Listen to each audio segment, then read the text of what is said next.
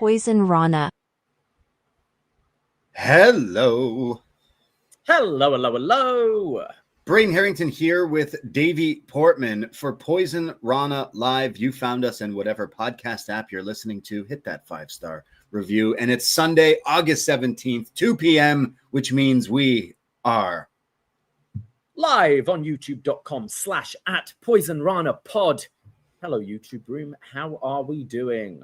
Hello, YouTube room. Hello, all the frogs out there. Where are my frogs at? Hello, all the friends out there. We're here to talk about some wrestling and everything going on in the world of the Graps. We're going to talk about a preview for Forbidden Door. We're going to talk about everything going on. TripleMania, the G1 Climax has climaxed. We're going to talk about it all today on the show. And thank you for joining us here today. It's the summertime. You know, I know most of you might be out there getting some sun, getting some rays, getting some vibes. You know, I hope you're enjoying wherever the sweat on. Yeah, getting the sweat, getting all sticky, getting all nice and litty. Yo, have you got your new underwear yet?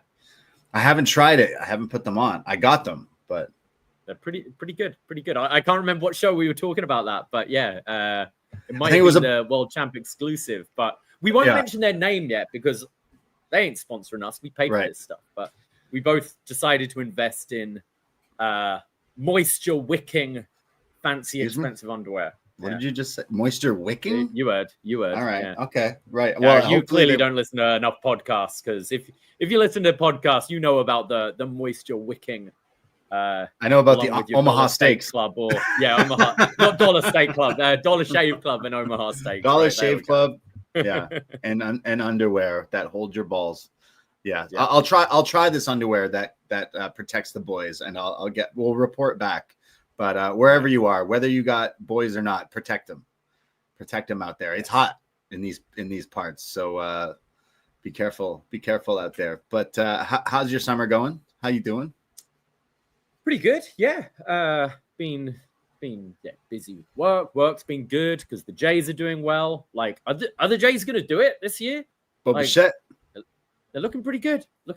So that has spiked business at work because we're right around the corner and we're pretty much every Jays game now until the end of the season is sold out. So which is good stuff for the city. Crazy. Yeah, really, really cool to see the city like those. That's a big stadium, right? So 30,000, 40,000 people plus sometimes in there to watch the Jays. That's pretty cool. We don't have much in the city. The Leafs always disappoint us. They did really well this year, but they still disappointed us. So we reverted back to the baseball, and Jays are popular. When they do bad, you can see people just don't go.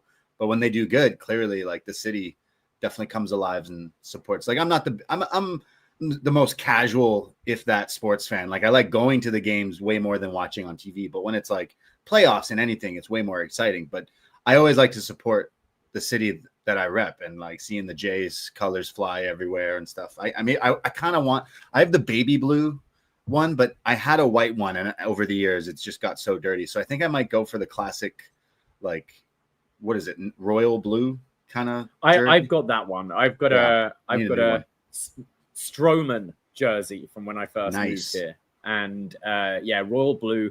I do like the Canada Day red ones. I think they look really nice. I quite like the night mode one as well, the black, blue, and red. I think that's kind of nice.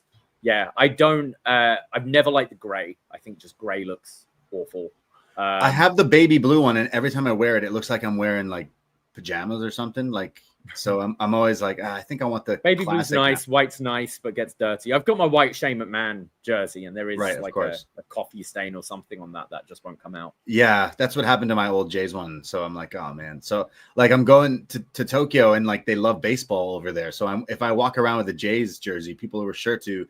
When I wear the Jays hat, people would come up to me all the time, oh, Toronto, you're not American. So I kind of want to rep the blue. In another universe, there's a Ohtani Jays jersey somewhere. But anyways, yeah. City's bumping. We're having a good time. We're enjoying the summer. We've been watching all the wrestling. We are doing a watch party if you're in the city of Toronto or the GTA area.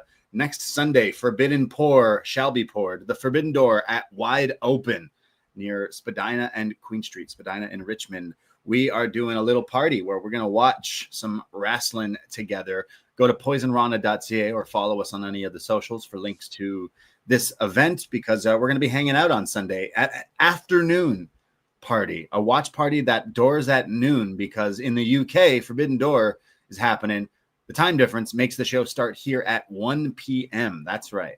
1 p.m. in the afternoon, we're going to watch some graps, and it's going to be a lot of fun. So hang out with us in the afternoon at Wide Open in Toronto. If you're not in Toronto, you'll be there in spirit, I'm sure, as we drink some spirits. Tickets are only $5. So I advise booking ahead of time to avoid disappointment. We might be able to get you in on the door on the day, but go to poisonrana.ca. Should be a fun time. I am kind of dreading that day, to be honest. I'm looking forward to everything, but I know how I get, and I'm concerned for Heatwave. So we've agreed to do Heatwave. I want to enjoy Forbidden Door, but I'm not going to get silly, right? But it's just like I get so tired now in my 30s, right? So if there is a way to like fit in an hour nap between Forbidden Door and Heatwave, that would be great. But that's more dangerous. It's going to be fuck Heatwave and make this a 7-hour show to just run into 12-hour I don't know. Actually, no. Thankfully, the O2 does have a curfew, so unless he's willing to drop 10K a minute that they go over, like I think we should be good. Should be done by 5-6-ish. So we are gonna we have decided we're gonna go live after Heatwave, and I'm sure we'll give thoughts on Forbidden Door and Heatwave and everything, but it's gonna be an extremely long day for us doing the live watch party, then going back to your place to the BDE to watch Heatwave, then to go live. It's gonna be a hell of a day. So yes, plenty of rock stars, plenty of espresso martinis, maybe the high fly flow espresso martini. Is that on the docket for Sunday? Can you put in a request, please? I've been trying to. We've certainly got espresso martinis. We've certainly got Caesars because it's a daytime thing. Yeah. We'll have the Poisonrana cocktail like we always do. I'm struggling with names at the moment. The Espressolo Sikoa Martini was like it wrote itself, but the high fly I'm flow. Struggling to think. There's what's the flow espresso, high fly espresso. I was thinking like the mochada, like a mocha, right? Mochada, maybe something like that. Well, you need a drink for Will. You need the Pims. You need the British gin drink or the vodka. I think. I think Shannon has said she will get in Fernet for us as well. So I'm trying to think about a punny. I do need to send her the list to get some alcohol. Maybe I convince her to get some Campari as well and get some Ferraris going. Jesus, it's gonna get rowdy with the Ferraris out. That's for sure. Okay. Well, I'm trying Fernet. A Ferrari it already has such a beautiful name for a drink, but there's got to be some sort of lights out cage match thing. Like if we were doing a Heatwave watch party, we'd just do the Fernet about it, wouldn't we? Fernet about it, right? Yeah, right. Of course. Fernet about it was a drink shot that we had somewhere, right? It was like the Fernet with the coffee version of Fernet mixed. Yeah, it was right. Good. That was delicious. Yeah, very good.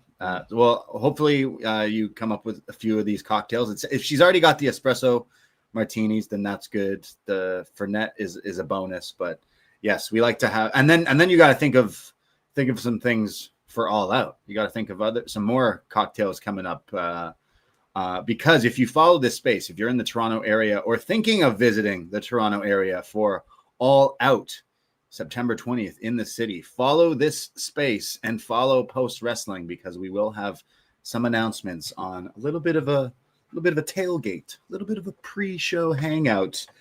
More on that very soon. Only concern at the moment is Tony Khan deciding to move this show to the day. Is that a thing? I've heard rumors that maybe that's a thing with what is it? John Cena, Brock Lesnar likely going ahead that day for WWE Over the Limit, which has been announced.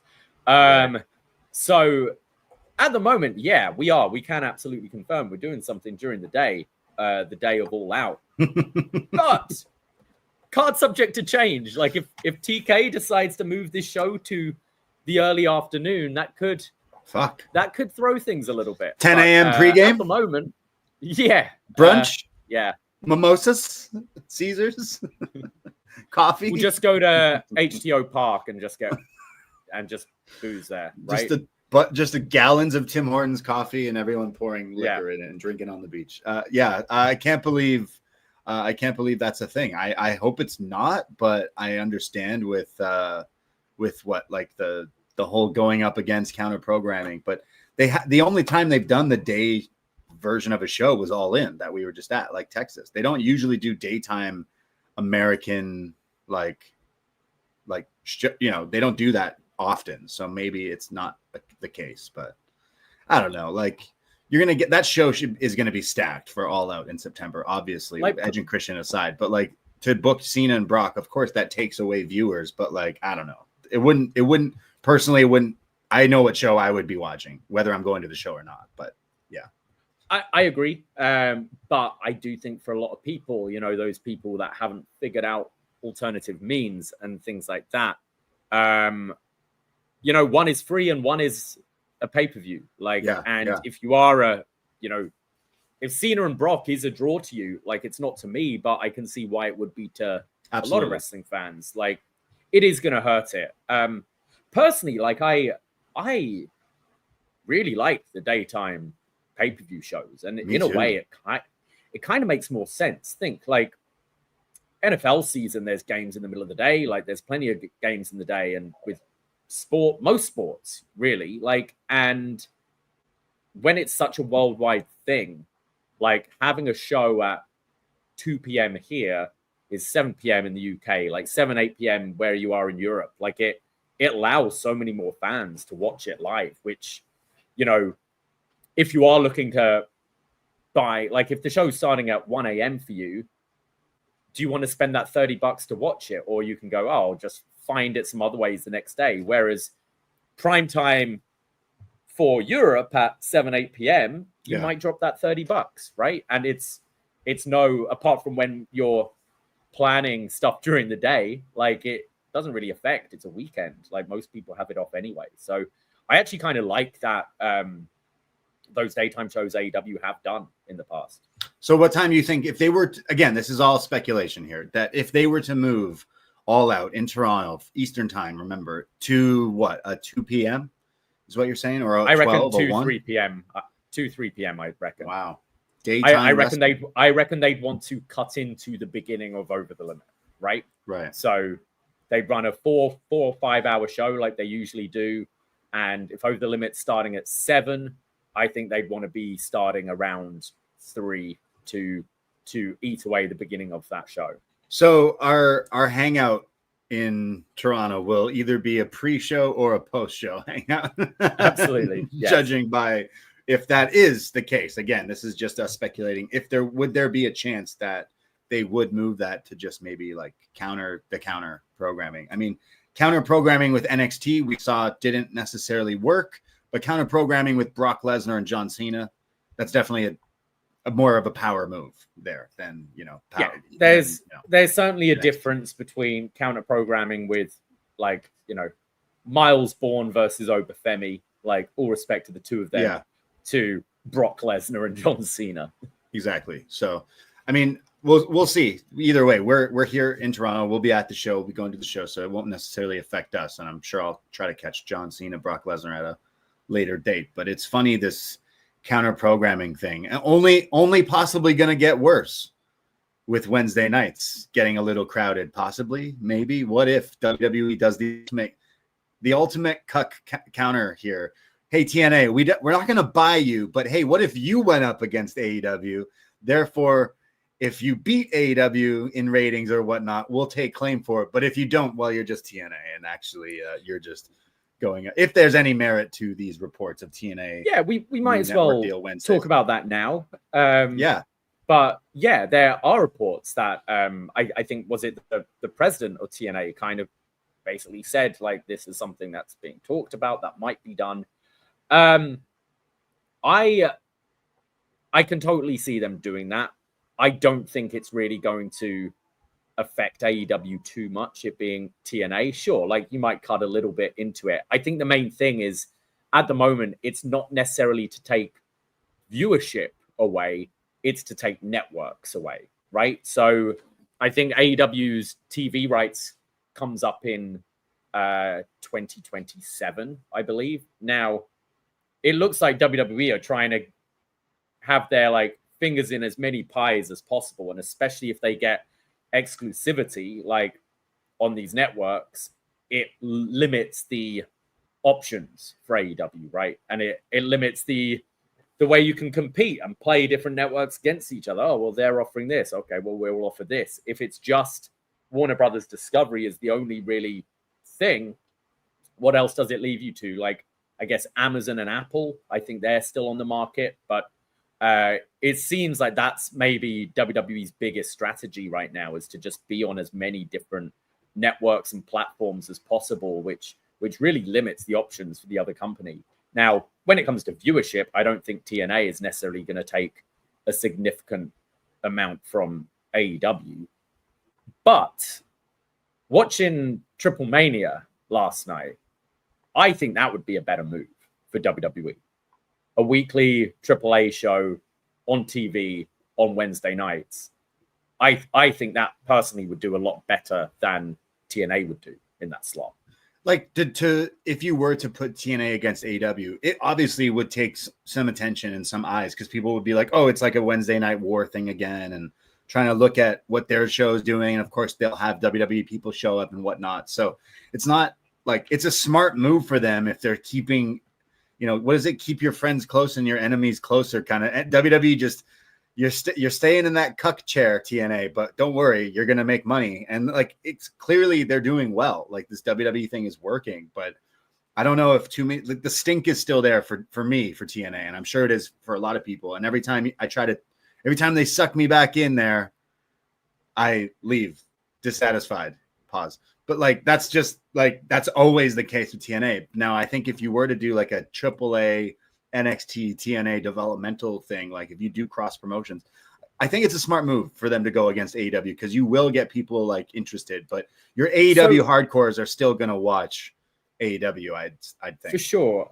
I think so. I worked last night at the bar, and because AAA was on YouTube for free, I threw it on, and I found it a really interesting kind of like market research in a way, because a lot of people were watching it, and you get the usual like, oh, it's wrestling, this is silly, we've got a man as an iguana, we've got Micro Man against a moss, like that kind of stuff. But a lot of people were drawn to it, and I think something about the the masks, the colors, the characters translates a bit more than just having another just guys fake fighting, which is the way a lot of people see it. Like, a lot of people were enjoying it yesterday, and it was sound off just watching it, and you saw their eyes getting drawn and being like, what is this? Then later in the night, the YouTube channel just moves on to regular WWE stuff, and Elimination Chamber from earlier in the year came on, and this guy sat at the bar, and he's like, oh, I was at that. So I started talking to him a little bit about wrestling, and I was like, oh, do you watch AEW at all? And he's like, no, never really watched that. But I saw WWE doing this Mexico thing earlier, this AAA thing, and that looked interesting. Now, I think as a alternative with that WWE sheen, and if you can send your Dominics, your El Grande Americanos, Dragon Lees, LWOs of the world, all of them, to kind of boost it and have that WWE feel, I feel that could genuinely do a lot better than TNA would in that slot. And would offer like the, flashy, flippy wrestling that can attract a lot of people,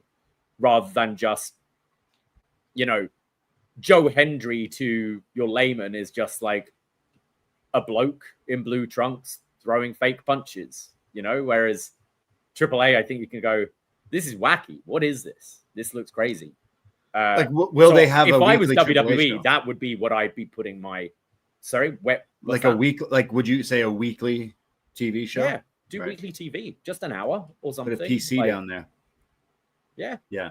Again, if they were to do this, I wouldn't be shocked. Like, having this partnership with TNA has helped TNA, and it's helping WWE. I guess they want their name attached to more things. They don't like when other wrestling is getting like eyes on social media or etc. So they definitely want to control the narrative, pardon the pun, a little bit of like, hey, this is owned. They're in bed with us. TNA is with us. AAA, we own them essentially. But we'll go through some thoughts on TripleMania. I did catch it. I watched it this morning, so we'll definitely go through that. But seeing TNA on Wednesdays is definitely something I could potentially see happening sooner rather than later. Like to try to offset AEW. They're going guns blazing. Like all the counter programming. Every time AEW announces a show, WWE starts announcing something. This over the limit thing during all that weekend again. So you know what that tells me? AEW's kind of cooking. They're kind of cooking a little bit. That WWE's like, fuck, we got to make sure that, people aren't looking at TikToks of AEW stuff. They wanted people to be looking at our moments on our shows, on our content. It's become much more like less about just competition and producing the best show, but it's all money, right? Like WWE is so money. Like, how can we maximize these profits as best as we can now? At the moment, with there being a viable alternative who can pay wrestlers very well, that just boosts how much you got to pay these wrestlers, right? Mm-hmm. Like if you're offering, someone's in a contract year, you're offering AJ Styles X amount of money, and AEW are going, well, we'll offer you this amount of money. It just raises everything, right? So if you can kill this competition and just be the only, I think it sucks for fans. I think it sucks for wrestlers, but from their business point of view, it's going to mean that they can pay people less and the rich people can get richer. That's right. Saudi Rumbles, Saudi Manias, Brock Lesnar. I don't know. You can still choose to watch. You can still enjoy the graps, but still a sleazy company. Sounds like Saturday night's main event is likely going to move to December 27th as well for Cena's last match. Of course. Going head to head with World's End. World's End. What a bad time for just wrestling. Like, that's this 27th, right? That's like right after Christmas, Boxing Day. So Boxing Day and then Wrestling Day, essentially, on December 27th. But that's ways away. But yeah. Anyways, we're going to talk all about AEW and some WWE and a whole lot more. Before we do, you should go to patreon.com/Poisonrana. We do tons of other podcasts, including retro pay-per-view reviews, wrestling reviews, and movie reviews. We've recently done some What's Next, where we've been going through the history of NXT. Adrian Neville, still our champion, but we recently been going to the movies this summer to stay cool. We both went and saw Fantastic Four First Steps, which we thoroughly enjoyed, which inspired us to go back to 2005 and review the original, quotations, original, not including the 1994 Fantastic Four. We'll also talk about that on that show. But we go very fantastic, and we flame on, if you will, because it's clobbering time. I'm trying to get all the catchphrases and puns in there. But we went and reviewed Fantastic Four from 2005, featuring Michael Chiklis stealing the show, Chris Evans before he picked up the Shield, Jessica Alba in her underwear, and that other guy. Yes. Really, really fun review. As you said, going to the movie, it's been so hot here, and I feel cinemas might have the best AC.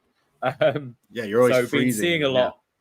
Yeah, I went yesterday. I went to see Weapons yesterday. Me too. What do you think? Oh, I loved it. Yeah. I absolutely loved it.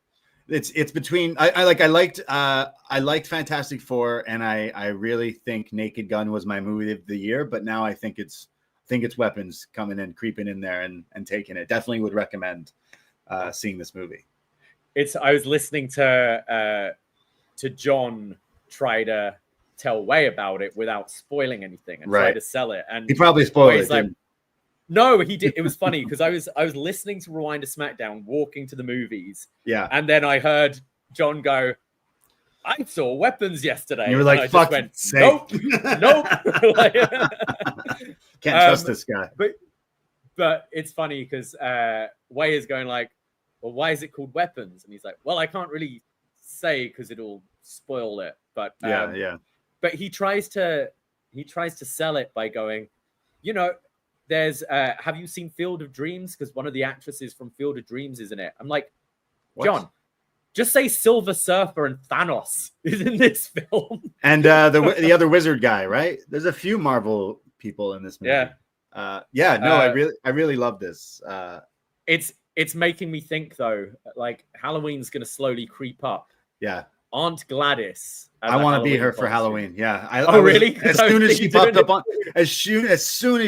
on the screen, I was like, oh my God, that fit is ridiculous. Now I'm hearing there's reports they're going to do like a prequel, which I think would kind of mess with the mystique a little. But I think we could predict that Gladys becomes a like horror icon as quickly. Like, it was it's very, what's the movie with Demi Moore? That came out last year. What's that one? The Substance.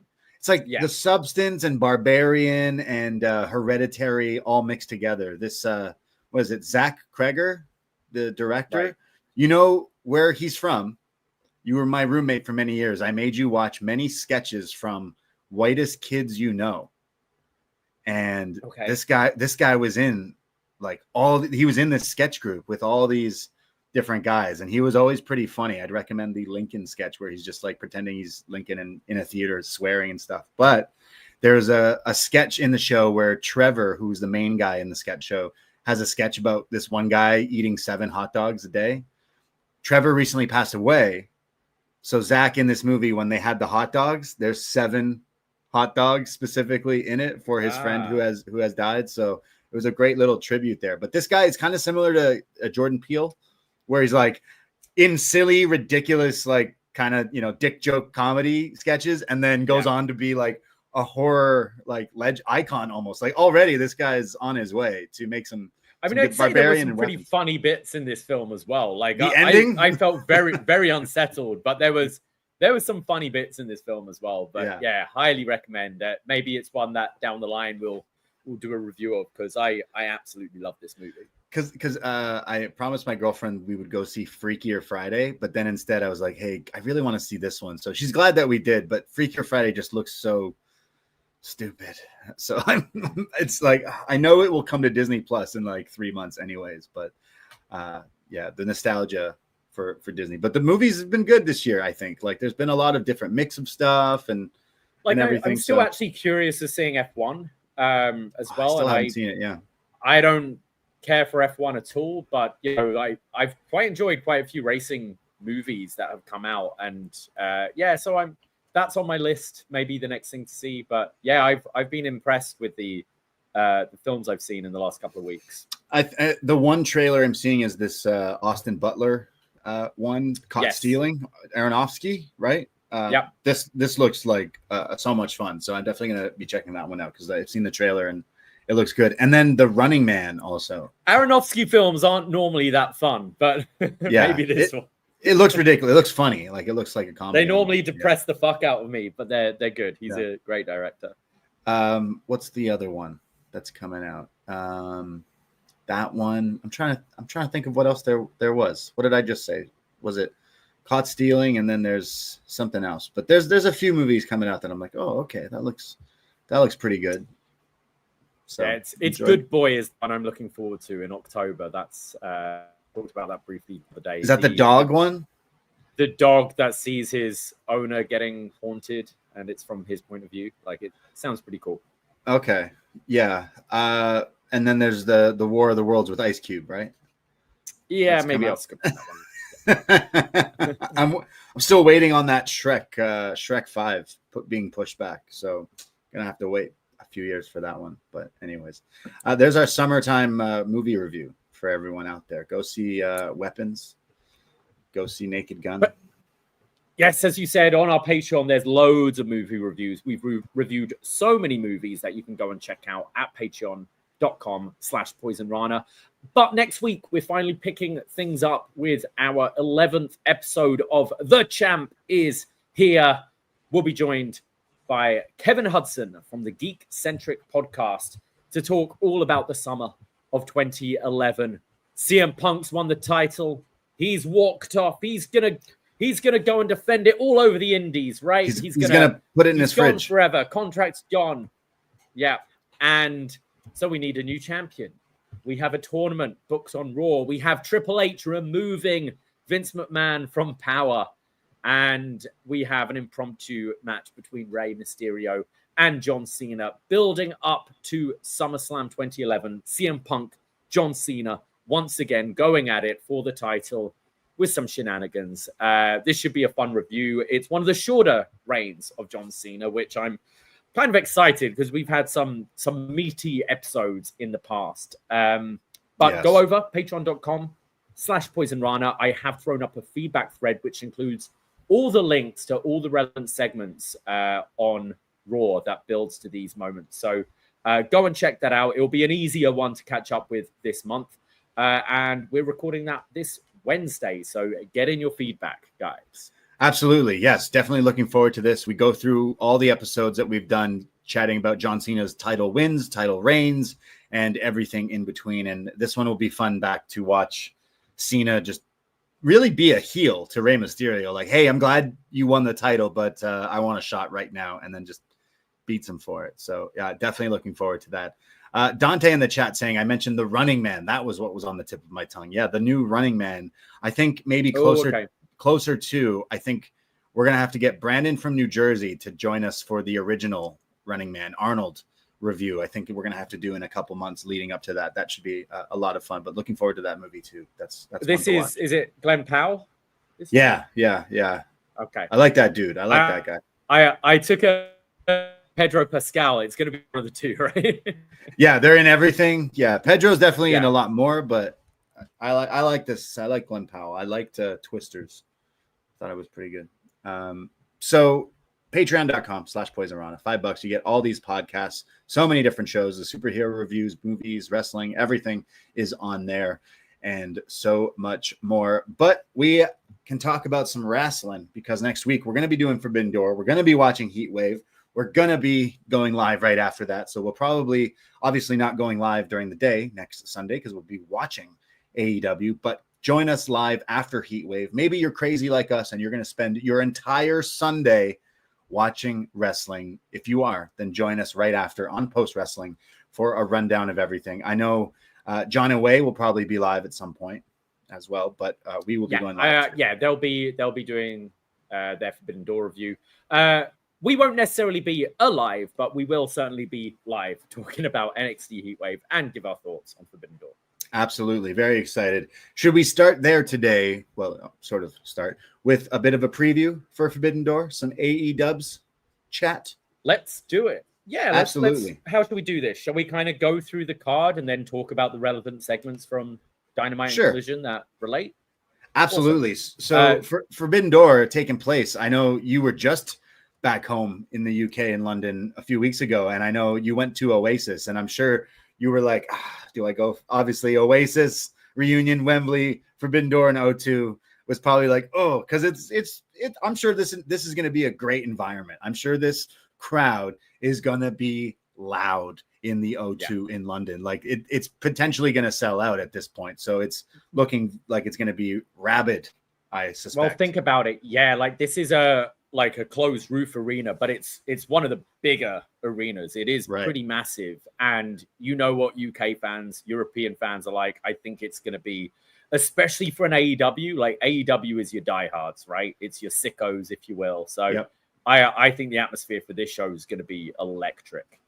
Everyone's going to be excited and loud and stuff. I saw that from WrestleTix. It was selling really well and only like 700 at this point, 600 tickets left or something. So I imagine, if not a sellout, very, very close to. But Will Ospreay tweeting, hey, bruvs, let's get as loud as we can. Let's try to break some records. And I'm sure we're going to get very loud, especially for a Will Ospreay entrance in the O2. But if you watch Dynamite week to week, you would have just thought Ospreay was going to pull an RVD one night stand and just not be part of the show, which won't be the case. And I guess we can start there from Dynamite, because the biggest thing for me, Davie, only a few weeks ago, you joked about John Cena when he like basically just turned babyface again, and it was like, sorry, just going back to like reset here, just going back to like, let's just retcon everything here and flip this thing around. It was kind of the same way where a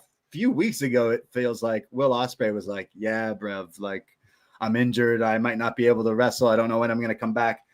And then he shows up and he's like, yo, a lights out steel cage match, and I'm gonna call some friends. So if Will Ospreay isn't hanging on by a thread, I'm gonna call my friend Darby Allin, who notoriously likes to hurt himself, who might be the most like maximum health, the most healthiest in this match, because then he calls his friends Hiroshi Tanahashi, who's on his retirement year tour, so potentially his last match ever in London, the UK. And then if that's not crazy enough, hey, what are the Golden Lovers doing? And as crazy as this just shows up, it's like, hey, the Palpatine survived. It's just all of a sudden Tanahashi, Omega, and Ibushi are just okay. Ospreay just fine. And not only are they okay, it's going to be a lights out cage match against Gabe Kidd, who also apparently is fine, yeah. who just was injured in the G1.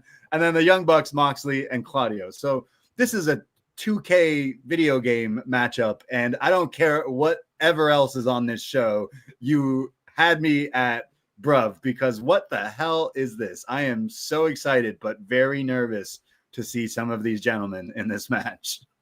This kind of came out of nowhere. Out of nowhere.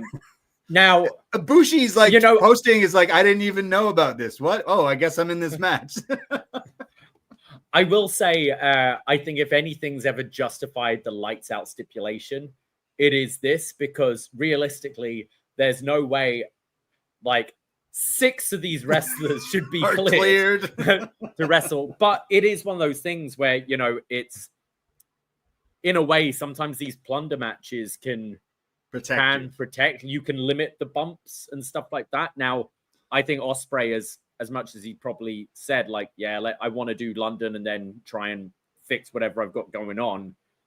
And maybe if we do a multi-man match, I can preserve some of myself, as if he's not going to go all out, pardon the pun, in this match. I do think this is maybe a bit of a pivot. I imagine, like, if everyone was kind of healthy, you'd probably be having Will. I'd say Will in a singles match and Gabe Kidd in a singles match, maybe even against each other. But I think with the injuries, this can kind of protect them. I would also have thought if this was the plan all along, they'd have maybe done blood and guts. But, you know, this event is selling well. That requires 2 rings. That requires the 2 cages. So they're not going to be doing that. So doing this as a cage match, which I'm curious, how is this all 10 men starting at the same time? Are we going to see a slightly different cage to fit like 10 men in? Because I imagine it's going to be maybe more of like a Hell in a Cell type structure, like kind of be more on the floor, because 10 men in a regular steel cage is, I don't really see how you're going to do that. This sounds bananas. It sounds crazy. You have Tanahashi, whose knees are basically falling off the bone. And then you got Kota Ibushi, who, I don't know, I thought he had broken ankles, broken neck. He has broken everything. Who now is re-signed. Kenny Omega has no stomach. Kenny Omega's insides are on the outside. Darby Allin, like, you know, flirts with death all the time, but he's the healthiest in this match because, what is it, a neck injury for Ospreay? So, like, holy. But then at the same time, and I'll say every time, these people put their bodies on the line for our enjoyment, for our entertainment. And I mean, I'll admit, as soon as they just randomly, so the story was like, Moxley's figured this out. He's told this, like, yeah, you're facing Tanahashi. And he's like, what the fuck? So then he goes over and gets the Bucks. And then somehow the story is, I guess, on socials, and I'm sure they'll explain this Wednesday, is literally Will just calls them and is like, yo, I need you for this match. Does it necessarily make a whole lot of sense? No, not really. But the Golden Lovers and the Bucks are in a match again. I'm sold, and everything else, I don't know. It sounds crazy. It sounds silly, but I'm very excited for this match. Maybe it's like you don't want to look away. You're like scared. Again, I'm scared. I'm worried someone's gonna get hurt in this match. But holy shit, what a match graphic. There's just this team. Like, It's a big spectacle as well. Like, I'm trying to think of just UK pay-per-views in general. Like, they haven't had, a Hell in a Cell, a War Games, a Elimination Chamber, any of these kind of big gimmick matches. Sure. So I think that is kind of fresh for the location. Like, people going like, oh shit, I'm going to see like a crazy multi-man cage match. I think it's a good move. I think it is a way you can protect some people a little bit, whilst, even though like technically there's only 2 New Japan talents in this match, it definitely has that like Forbidden Door flavor to it, right? With like Ibushi still doesn't feel, I know he's signed by AEW, but Ibushi doesn't feel like full-time AEW, right? Even though he technically is. So he just re-signed, but he feels like the most forbidden thing because he's in here with New Japan talent on a New Japan sort of show, right? There isn't a whole lot of New Japan talent. I think doing this show around the G1 maybe like handcuffed them a little bit of allowing the promotional stuff. So it was a weird time to do it, I think. I don't think people really care though. Like when you look at the talent in New Japan right now, certainly from the UK, when you're not getting pay-per-views that regularly, you just want to watch AEW. You want to see the stars. It like, why try and shoehorn in some, we'll get Yoshihashi versus like fucking Dustin Rhodes, like why? Like, exactly. When you could just have your stars doing big shit. And I think the card's looking great. I'm genuinely thinking Tony Khan, WWE has the WWE Vault on YouTube, but AEW, Ring of Honor have like their YouTube where they've been uploading like old school Ring of Honor like classics. And just recently they uploaded the like Ring of Honor versus CZW like Cage War thing. And then this match is announced. So like, was that like put together, or did Tony Khan just be like, oh shit, remember Cage Wars? Yeah, let's just do that. And then like created this match. That's like, I'm wondering if it's going to be more similar to, remember the like New Japan cage match they did? The War Dogs. Like the multi-team one. Yeah, like I'm wondering if it's going to be more like that than the cages we've seen. We've seen the AEW cage change size a few times, depending on what kind of match it is. This show so crazy, but just the graphic alone of this match just brought a smile to my face, brought a tear to my eye. So I am so looking forward to this show top to bottom, but the ridiculousness of the Golden Lovers, Tanahashi, Darby, and Ospreay taking on Mox, Claudio, the Bucks, and Kid. I love wrestling, and this is the one I'm in for. I don't care what happens. Just gonna enjoy the ride. What's your prediction here? Who wins and who's getting the pin on who? I guess Darby pinning Moxley would be like the right outcome, so that you can eventually go to the all-out singles match between them. Yeah, I think you're getting that all out, Darby and Mox. I was thinking that, but then Ospreay, like, do you want to give him the win in London? True. Like, give him the pin. Give him. Yeah, I think having the final moment of Ospreay and Darby like defeating Moxley, like after all the punishment that this guy's kind of given them over the past while, like getting their revenge kind of on him. And then, setting up for Moxley Darby at All Out, which should be some other lights out sort of insanity or whatever. So I don't know. I would imagine Mox loses or Mox pins Darby to continue the story. Actually, that kind of makes more sense, right? Yeah. Because the whole thing is Darby's never pinned Moxley. So right. Add a bit more juice to that so it means more.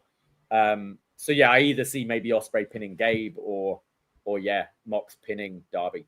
But like Kota Ibushi and Kenny Omega, Young Bucks in there, we're gonna get some someone's doing something off the cage that they shouldn't do. So I'm in. As I said, I want one of those bigger cages that goes on the floor, and I need Kota Ibushi just riding around the ring on his bike. Riding on top of the cage on the bike. Oh. And then jumps off the bike. Shooting fireworks. While on the top of the cage. Smashing his ankles. Yeah. Looking pretty. It'll be fantastic. Yeah. And I don't even care about the rest of the show. Just this match now has all my attention. This is something we book during the pandemic. We were obsessed with 2K, WWE video games. This is the kind of shit we would book. We would download our Kennys, our Bushis, Bucks, Wills, and all the AEW people, New Japan people, and we would make these crazy matches. And here Tony Khan's just like, yeah, fuck it. I don't know the merit to Kota Ibushi's post about being like, his post was like, WTF, woke up and realized I'm booked in this cage match. I was asked to wrestle in London and I said, okay, but I guess this is the match I'm in.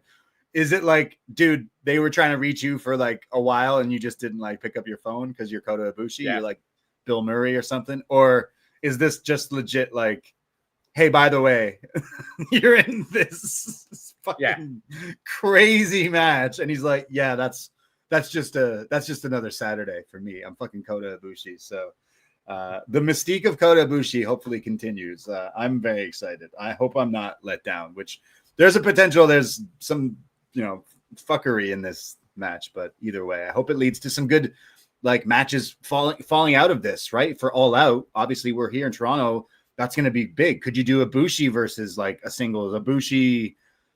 I don't know where we would go with that, but Moxley versus Darby is something I could definitely announce. They could be adding to. I think that's pretty certain. Whether you do like Golden Lovers against the Young Bucks or something like that, whether you can continue that feud from after this, that's an option. You're gonna put the Golden Lovers and Bucks on the same card as Edge and Christian versus FTR. Yeah. Oh boy, that would be bad for those guys. I think. Anyways, this match, already I'm like, I already thought the pay-per-view was stacked, but then this wild card got thrown out there that I'm like, yeah. So let's go all guys, just kill each other out there for our entertainment. I'm for it. So we have that match. We also have Kazuchika Okada defending his 3 titles, the unified title versus Swerve Strickland. And honestly, a match I'm very looking forward to. These two being just great in their own right and finally kind of meeting at a crossroads here. I think we're in for one hell of a singles match between these two. Yeah, I feel Okada since the Omega match now feels a bit more actually integrated, and I think this is a good move, having him against the top guy in Swerve. He just felt like a little bit on his own island, for the first year or so when he came into the company. It felt like we were almost treading water until we get to that Kenny Okada match. But now Swerve versus Okada, it's 2 top guys. You really could go either way with it. Like, but my gut is saying Okada wins this one, but just like the build's been fine. It hasn't been anything like particularly memorable, but it's been solid enough. And I just think, match graphic alone on this one, I'm like, yeah, that's great. Yeah, just the announcement, it was like, okay, yeah, I want to see these two tangle up, and I'm sure we're going to get some great wrestling from them. I see Okada winning. I don't know if it's by like nefarious means or something, or Don Callis or something with Nana. I'm not sure, but I would imagine Okada retains this title. Like, it's newly won, newly christened, essentially. I don't know if losing it right away. And then I'm not sure if we would go to a rematch at All Out or something, but I'm definitely looking forward to this match. This one, again, when they first announced this one, it was already selling me on the show. Like, okay, big match, Kaz and Swerve. I'm definitely looking forward to it. My only like little nitpick about this whole thing is the stipulation at All In was if Ospreay and Swerve lose, they can't challenge for the title for the year, for a whole year. They win the match, which means they can challenge for the title. And Swerve goes, I'm going to go for a different title anyway. Right. Well, Hangman's busy. They've already we'll get back to them, I'm sure. But yeah, I think it's great use of both guys. Again, it feels like a really fresh match. Like these two not kind of messing with each other. So I'm definitely really into this one. We have, what else do we have? Hangman versus MJF. Yes. Hangman Page kind of convincing MJF to put his contract, cash it in, and set up the match, which he reluctantly did. And it is now official. Hangman MJF at Forbidden Door. I loved their promo battle on Dynamite, the spats between them. Hangman being like, yo, Seabiscuit wins in the end, you fucking idiot. This was such a great part. There was some great little like callbacks to their rivalry before, like the way they address each other, the way they talk and interact. So it's kind of fun. I mean, wasn't the Dynamite Diamond Ring, like one of the battle royal for the Who challenges for the very first AEW championship didn't end with these two. I think like they've been tied together right since very early AEW. So yeah, I like that they're going back to it. I like the evolution of both of them now, like seeing like where they've like come to, like they become full-on men, full-on champions in this company now, main event guys. So it's nice to see that. I do have a little theory, however,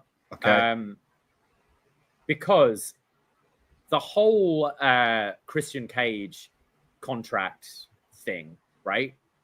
The whole story last year was, you know, you have to sign this contract before you cash it in. Right. Now, this was a verbal agreement, and we've seen this with MJF a few times where the babyface works him up and then he gets carried away and he says like, fine, yeah, we'll have the match, and then regrets it instantly. I'm wondering if this is a play that Hangman thinks he's signed this contract, however he hasn't. So you have the match and Hangman wins. Mm-hmm. Maybe if this whole Hurt Syndicate thing has been a bit of a ruse, you know, businessmen doing business things, you didn't check the fine print, blah, blah, blah, and MJF does actually cash in. I think this one, like normally we always say like the Kane feud, right? Like your first title defense, you go up against Kane or the Big Show or Lance Archer or whatever. Like, yeah. But here I think it's a bit more interesting because it's MJF and because MJF is a big character in AEW, because he's plotting, because he's had all the stuff with the Hurt Syndicate. I'm wondering if they might do a very short title reign here for Hangman and get it on MJF. You can have it flip back later in the year, but I'm wondering if this... I don't know if this whole contract thing is done just because the emphasis they put on signing it with the pen for the whole Christian Cage run, and we haven't seen that happen. So I think it could be a bit of a plot. I'm loving this story between them. Again, like if you've watched and you can remember the stuff that they did in their old rivalry and their feud, now it was like such a different dynamic. And again, seeing them evolve so much later on, but it wasn't, what did I see in the promotion for Happy Gilmore 2? You had MJF on the red carpet, like TMZ, all these people asking him, and he's such a worker. And even in the spotlight where he's just there to promote Happy Gilmore 2, which is on Netflix, he manages to turn each thing around. And Hangman, I'm coming for that title. I'm going to beat Hangman for the title. I was like, man, like you are really like promoting the company and like doing what like a lot of these other people should be doing for this company. And he really is kind of like a flag bearer. So I love MJF and I love this feud. And I'm not necessarily opposed to him taking this title from Hangman. I think it would be a bit of a bummer and such a notch on MJF's character to be like, look at that. I rained on your parade and took it from you. While you were on such a high, but I don't know. I don't think it would work with everyone, but I think with MJF it would. And Hangman is always more interesting when he's depressed, right? So would we rematch it again in All Out? You could do it again at All Out. Yeah. Or MJF like blocks him out and Hangman can get it Full Gear, or, you know, a little later down the line. You could do Swerve MJF at All Out. I don't know. You could do Swerve MJF. Like I'm really the match actually, MJF and Hangman, like this should be an incredible match too. Like, oh yeah, like both great promos for me and both fantastic in the ring. So this is definitely, I'm kind of surprised they went to it this early. And you're right. Usually you're like, it's his first defense. It's not going to change hands, but they have you questioning, and the contract and Hurt Business and all that. If there's anything to that, like it does make you wonder. So I'm intrigued to see where this go. The story here is pretty good. I really like it. We go from that match. We also have another title match, Timeless Toni Storm putting the AEW World's Women's Championship against Athena 1-on-1. This one should be good. I mean, Athena having a hell of a run whenever they do let her show up on Dynamite. She's been great. I think back to the Mercedes, think back to Texas. We were there, which this is when she won this cash in. So same thing as MJF. She is cashing this contract in here tonight against Tony Storm. I've been loving the back and forth they've been having week to week with the stuff in Chicago on their perch, if you will. But wrestling, I like their stuff on Collision, the beatdown from Athena. I think it was much needed because I think Athena, who's been playing a heel in ROH all this time, but she was definitely came across as a babyface at All In, and even in this feud, she still falls into some of the tropes that I didn't like about her in WWE, and that's sometimes just being a little cheesy, a little cartoony. And I thought the beatdown on Tony on Collision this week was the more serious, vicious edge, because she has it in ring. She can be mean in the ring. She's great, but it's the stuff outside that, again, like I've been liking the match graphic, but haven't necessarily liked the whole build for this so far. And I thought Collision was exactly what it needed this week. No, I'm really looking forward to this. Like, these two have been on, Tony on one hell of a run this year. Like, one of the best characters in wrestling going. And Athena, like you said, is fantastic in the ring. So I think we're going to get a great matchup. I see Tony retaining here. I don't think giving it to Athena quite yet, especially after having Tony beat Mercedes and Mercedes beat Athena. So I don't know. Maybe you could go it that way, but I just don't think it's the time yet. I agree. I'm just trying to think, what are the other feuds for Tony after Athena? Like, unless you do babyface, like you can do Tony Statlander, you can do Tony Willow, but that's like a bit of a different dynamic. Yeah. I ultimately do think Tony really should keep this title until the rematch with Mercedes. And then lose it. Yeah. But whether you have enough challengers to fill that gap, I'm not sure. I think you could have different stories, but like, you don't want to wear it kind of thin. You could eventually rematch this down the line if like maybe Athena loses and Billy Starks accidentally costs her or something, and go to a rematch, continue the feud. Because I have been enjoying, it's been the best Athena's bit. I mean, I haven't watched a lot of this stuff in Ring of Honor, but from the stuff we've seen on Dynamite, thinking again, that Mercedes match, I was like, yes, this is the Ember Moon. I remember great wrestling. There's always a character that maybe was a little lost, but so far, I think this could be an awesome match next Sunday. We go from that. Your shot, your dream match of Kyle Fletcher is not taking place against Hiroshi Tanahashi because he's in the lights out steel cage match. But Kyle Fletcher found someone else in New Japan, Hiromu Takahashi, and that is the singles match for the TNT title on Forbidden Door. This is your one, I guess, one of a few New Japan stars being attached to this show. Hiromu wasn't in the G1. He's just been farting around. So they're like, we'll give you to Kyle Fletcher. I don't know what's going on with Hiromu. I think they should have pulled the trigger in New Japan a few years ago with the rise of his popularity. They didn't.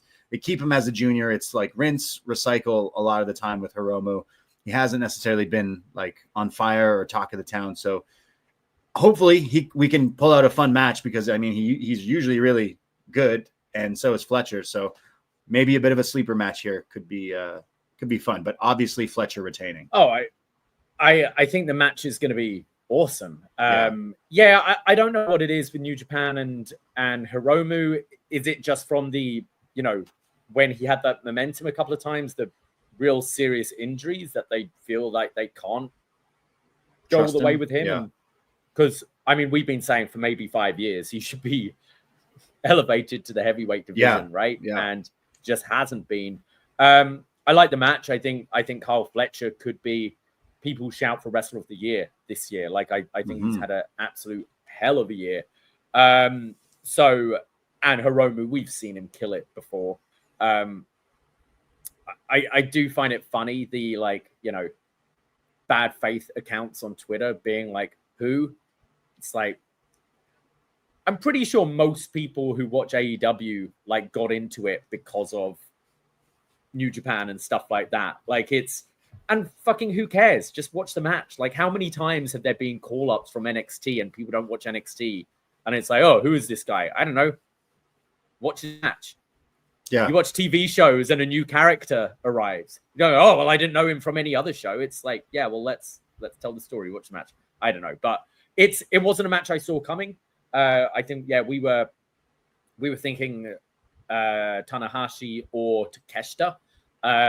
But I think it's I think this could be a bit of a show stealer, and I don't think people will be going who after this match. Hopefully, yeah. I don't know. Like, has the ship sailed on Hiromu a little bit? Like, is he a little past it at this point? I guess this will be the telltale. I don't think so. I just think it's the fucking terrible booking in New Japan. Yeah. I don't think he's like broken down completely. He can still go, just like not really any interest in that juniors division because it's been the same thing. Yeah. How many times can you do the same thing over and over? And yeah, I'm surprised. Like you could see his popularity a few years ago. Like he was as popular as some of their main eventers. Like I went to Wrestle Kingdom. There were so many people with Daryl's and stuff, like his merch and everything. Like, I don't know.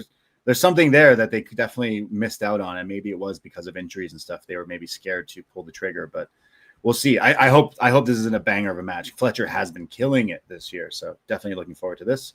We have another New Japan match, though. The IWGP World Champion, Zack Sabre Jr., in the most British match ever, maybe, in the O2, taking on Nigel McGuinness here in London. Very, very British in it. Nigel versus Zack. The technical wrestling is going to be off the charts. How many submissions are we going to get? Under 100 submission holds in this matchup. But throw your deuces up. Oi, oi. This is going to be a banger. Should be technical wrestling wizards at their best. Literally technical wrestling wizard. What is it? Technical wrestling Harry Potter. What did Zack Sabre Jr. call himself in the Cruiserweight Classic? The technical. Oh yeah, the Harry Potter of technical wrestling. And then might as well call me Harry Potter because I'm a wizard. I'm a wizard, Harry. Versus an actual magician, Nigel McGuinness in London. This is just the British dream match right here. The crowd's going to go mental for this one in the O2, I'm sure. Yeah. I really enjoyed the four-way on Collision this week. I love the finish. Like, how many times have we seen that spot where both two people have a submission locked in and they're looking at the other, and eventually one of them breaks their submission to break it up because they don't want the other guy to tap. They tease that, but in this case, Moriarty tapped out, and you see the disappointment on Garcia's face. It's been announced Daniel Garcia is going to be in the corner of Nigel McGuinness. I sniff a heel turn from Daniel Garcia. Yeah. After the match, I hope not in the match. I hope we get like Zack wins clean. We have a great match. You have Zack giving Nigel the ring, and he's disappointed, and Daniel Garcia consoles him and kicks him in the balls. That's what I'm seeing here. Yeah, absolutely. That's like we said Daniel should have turned heel like time ago, and they didn't pull that trigger when he was doing the stuff with Nigel and FTR and everything. But now I think is the right time. Like, definitely do that. But we're going to see a lot of dragon screws, some Tower of Londons. We're going to see it all. Cheeky Nando's, maybe everything, all the British stuff in this match, all the Regal shout outs, Dave Taylor's, Johnny Saint. We're going to get all of them. The history of British pro wrestling. It comes down to Nigel and Zack Sabre. Brit Rez isn't dead. It's in the O2 next Sunday here on AEW. I mean, maybe Nigel wins. We'll get Nigel Takeshita at Wrestle Kingdom. Book it, you cowards. This should be a lot of fun and lots of technical wrestling. I'm very excited. I'm sure the O2 are going to lose it. There's going to be lots of footy chants for that one, I'm sure. Yeah. Oh, yeah. Some oi-ois and everything. What else do we have on this show? We have the AEW TBS Championship match, Mercedes Moné versus Alex Windsor, Persephone, and someone to be determined from Stardom.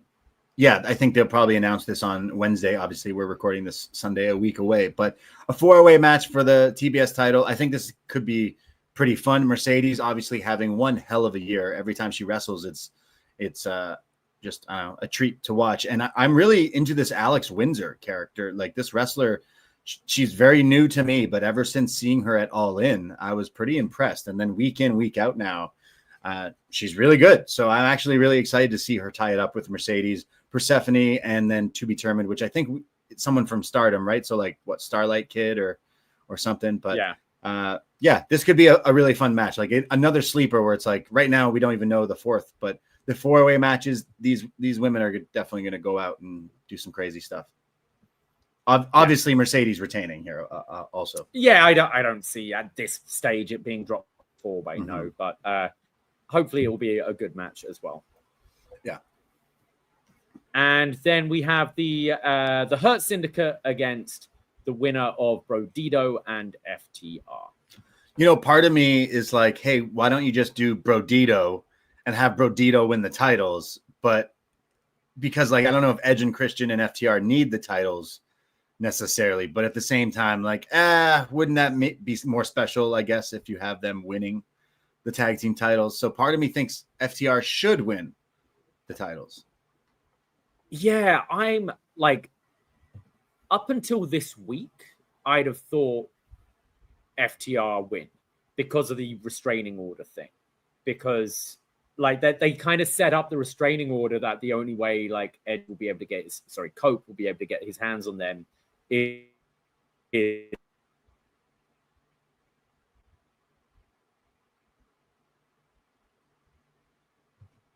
Uh-oh.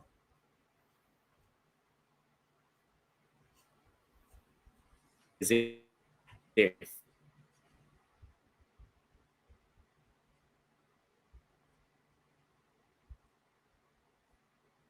Uh-oh. What happened? What happened? I'm alone.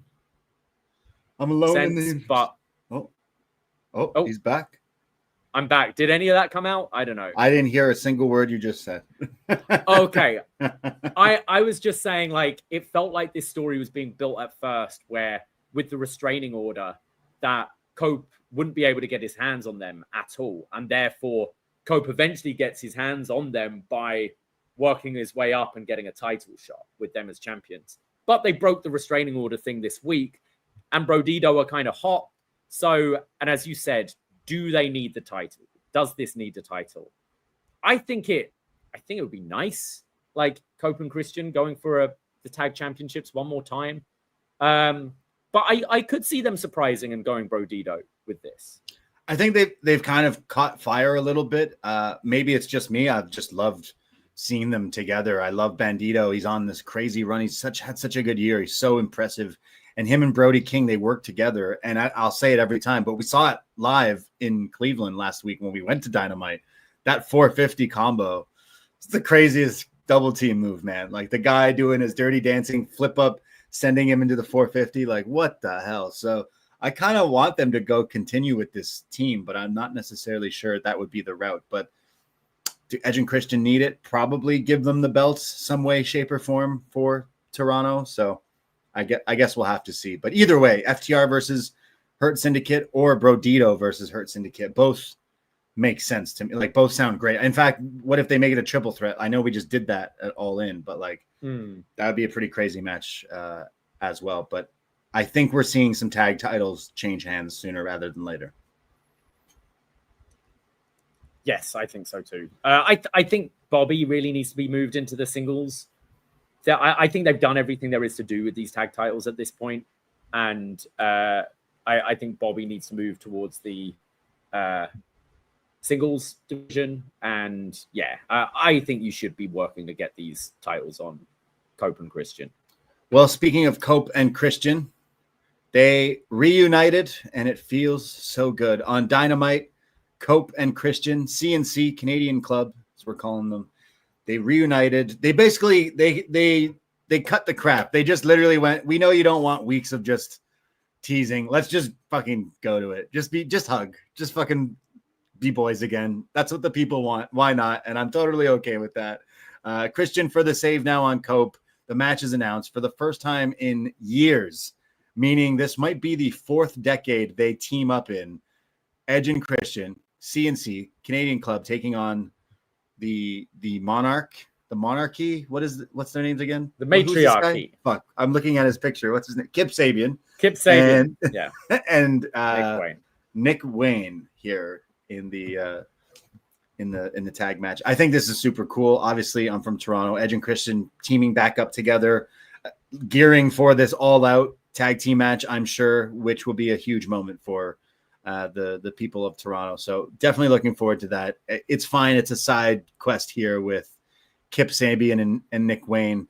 Do we see a Jurassic Express reunion here in some way, shape, or form? Is this where they could come back? Like, hey, look, Christian, you got your Monarch people. Now they could join all up like the ex-Christian club, fan club, all being friends. Luchasaurus and Jungle Boy and yeah. the lads. Yeah. Marco Stunt. Marco. Remember what happened to Marco? I didn't really like this reforming of Pope and Christian. It felt we skipped so many steps to get there. Yeah, that's what I'm saying. Why go through like stupid? Yeah. Oh, you've frozen on me. Oh, sorry. Yeah. Like it felt really. You had enough time to tell this story, and then it felt rushed at the end. I felt, and I also felt just the doing it at that show where the crowd they've got to stop hoping that the crowd sing Metalingus, because it's just getting embarrassing now.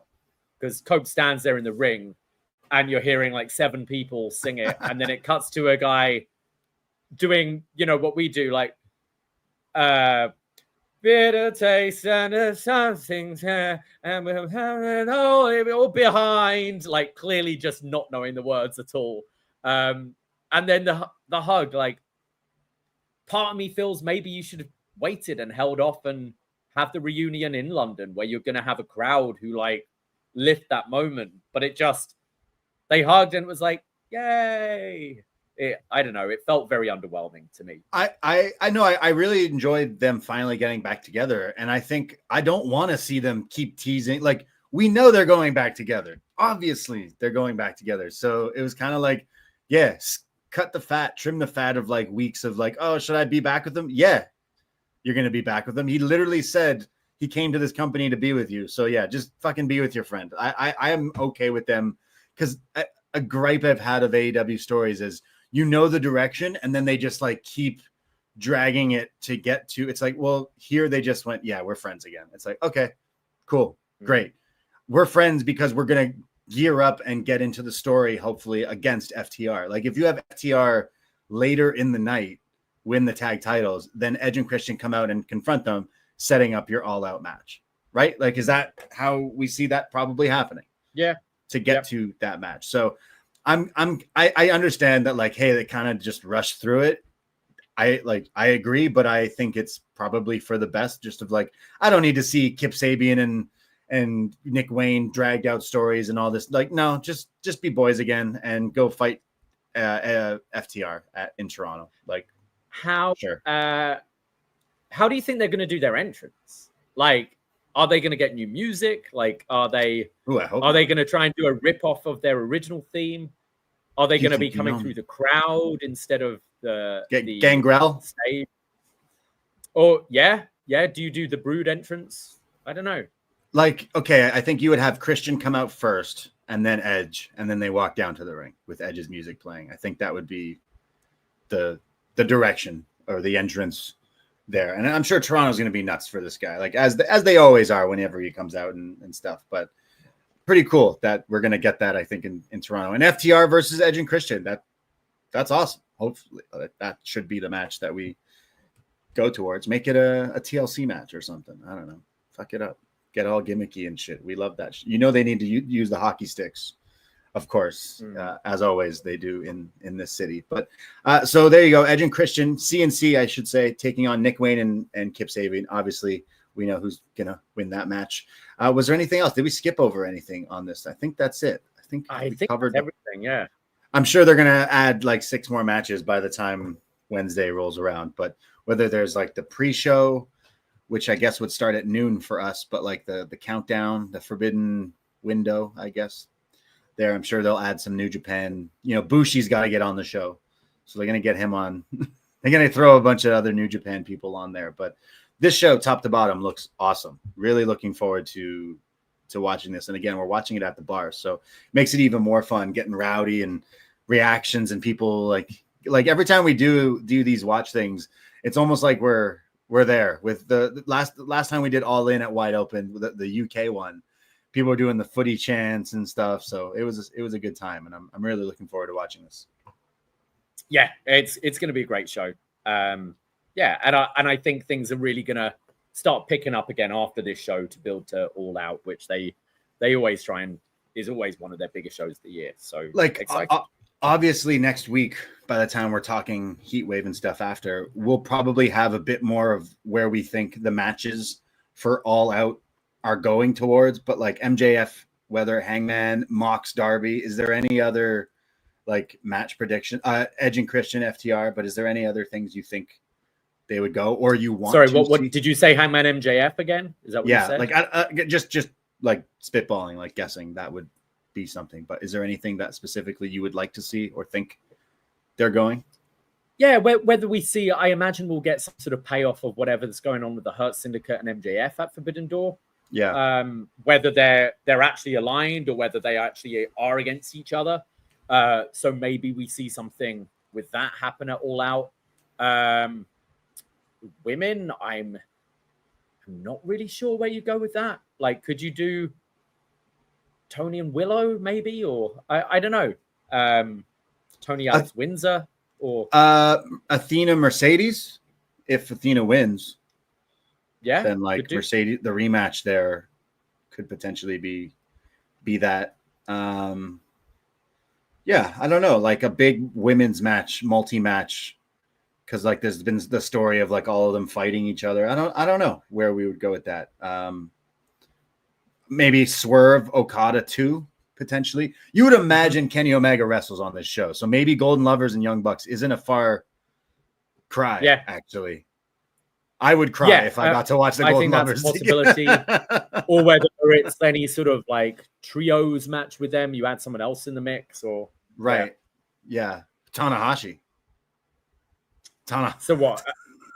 What Golden Lovers and Tanahashi versus the Bucks and who would the Bucks pair with? Evil. I like the Bucks and Ricochet team. I'm surprised they didn't go back to that. Yeah.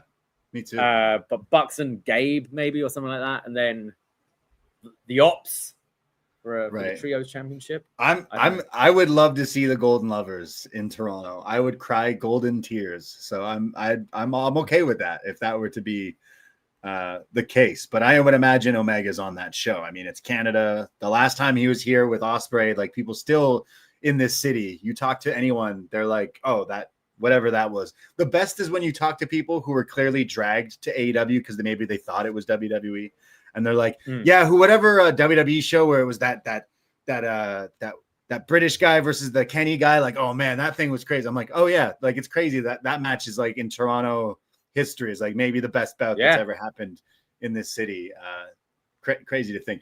I'm trying to think of other Canadian talents. Speedball could do Speedball versus Fletcher, right? Like there's a hot matchup there, and he's Canadian. Yeah, that could be good. True. Yep. Got to get the Canadian talent. Yeah, I think that would be all right. So anything else? I'm sure we'll figure out some direction after watching Forbidden Door, but very excited about it next Sunday. So there you go. That's our AEW chat for today. I guess kind of sticking in that ballpark, we could talk about New Japan and the G1 Climax. Yeah. Okay, so I did some cherry picking and did some catching up. I catched Takeshita versus Zack Sabre Jr. from the semifinals from like a few nights ago. Yeah, the second match, right? Yeah, the second one. Oh man, it was awesome. I mean, there was some hard hitting stuff there. The brain buster to the turnbuckle with Zack Sabre Jr. Almost selling. It was the Raging Fire, right? The right. Raging Fire off the turnbuckle was so insane.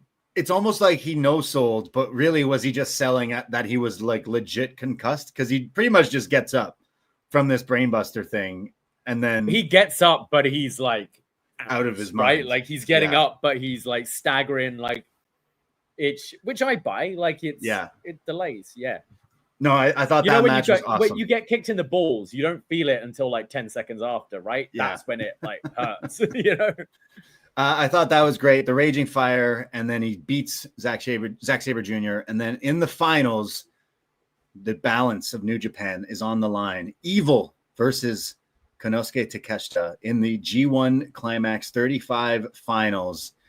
And everything is alpha. Great call from Chris Charlton, because Takeshita has done the impossible. An outsider from DDT and AEW and now New Japan. The savior, potential savior of New Japan is Takeshita. The crowd were booing him during some parts of this match. They didn't know what they got until it's gone, you fickle New Japan fans. But by the end, they were cheering for him. They were happy for him. And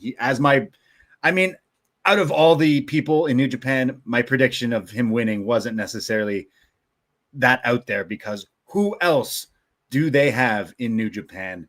No one. That is why they have to go with Konosuke Takeshita, the alpha of pro wrestling. I thought this guy had an incredible tournament from the matches that I watched. Obviously, a little cherry picking there of a lot of his matches, but he is one of my favorite wrestlers to watch, especially in the last few years. So it is super great to see him not only, have some bangers and get more people seeing him and seeing him in this like main event kind of light and picture. But New Japan is stinky lately, and he could be something that brings some elevation, brings some excitement and everything. So I think it was a great move for him to win this. And I imagine him main event once again against Zack Sabre Jr. in the Tokyo Dome on January 4th.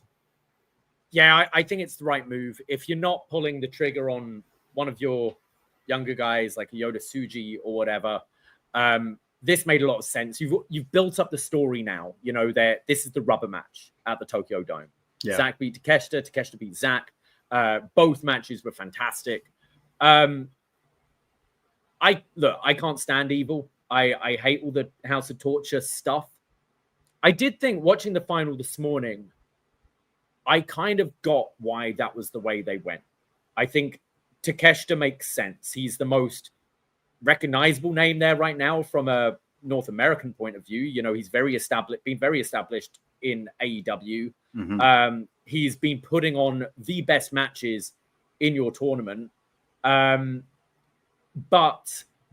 they had to find a way to babyface him to this crowd.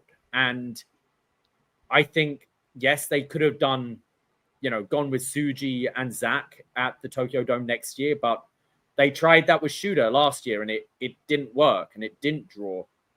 Now, if you were to go Takeshita versus Tsuji in your final, you'd have had more of a split crowd. You'd have had more people going for Tsuji because he's gone through the dungeon and the dojo and all that. And so I think having just such a pure hated heel, it babyfaced Takeshita in this match. And then I thought Chris Charlton was painting quite a good story here.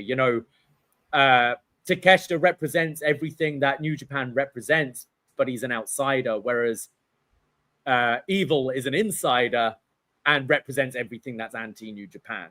And I thought that was quite a nice story to tell.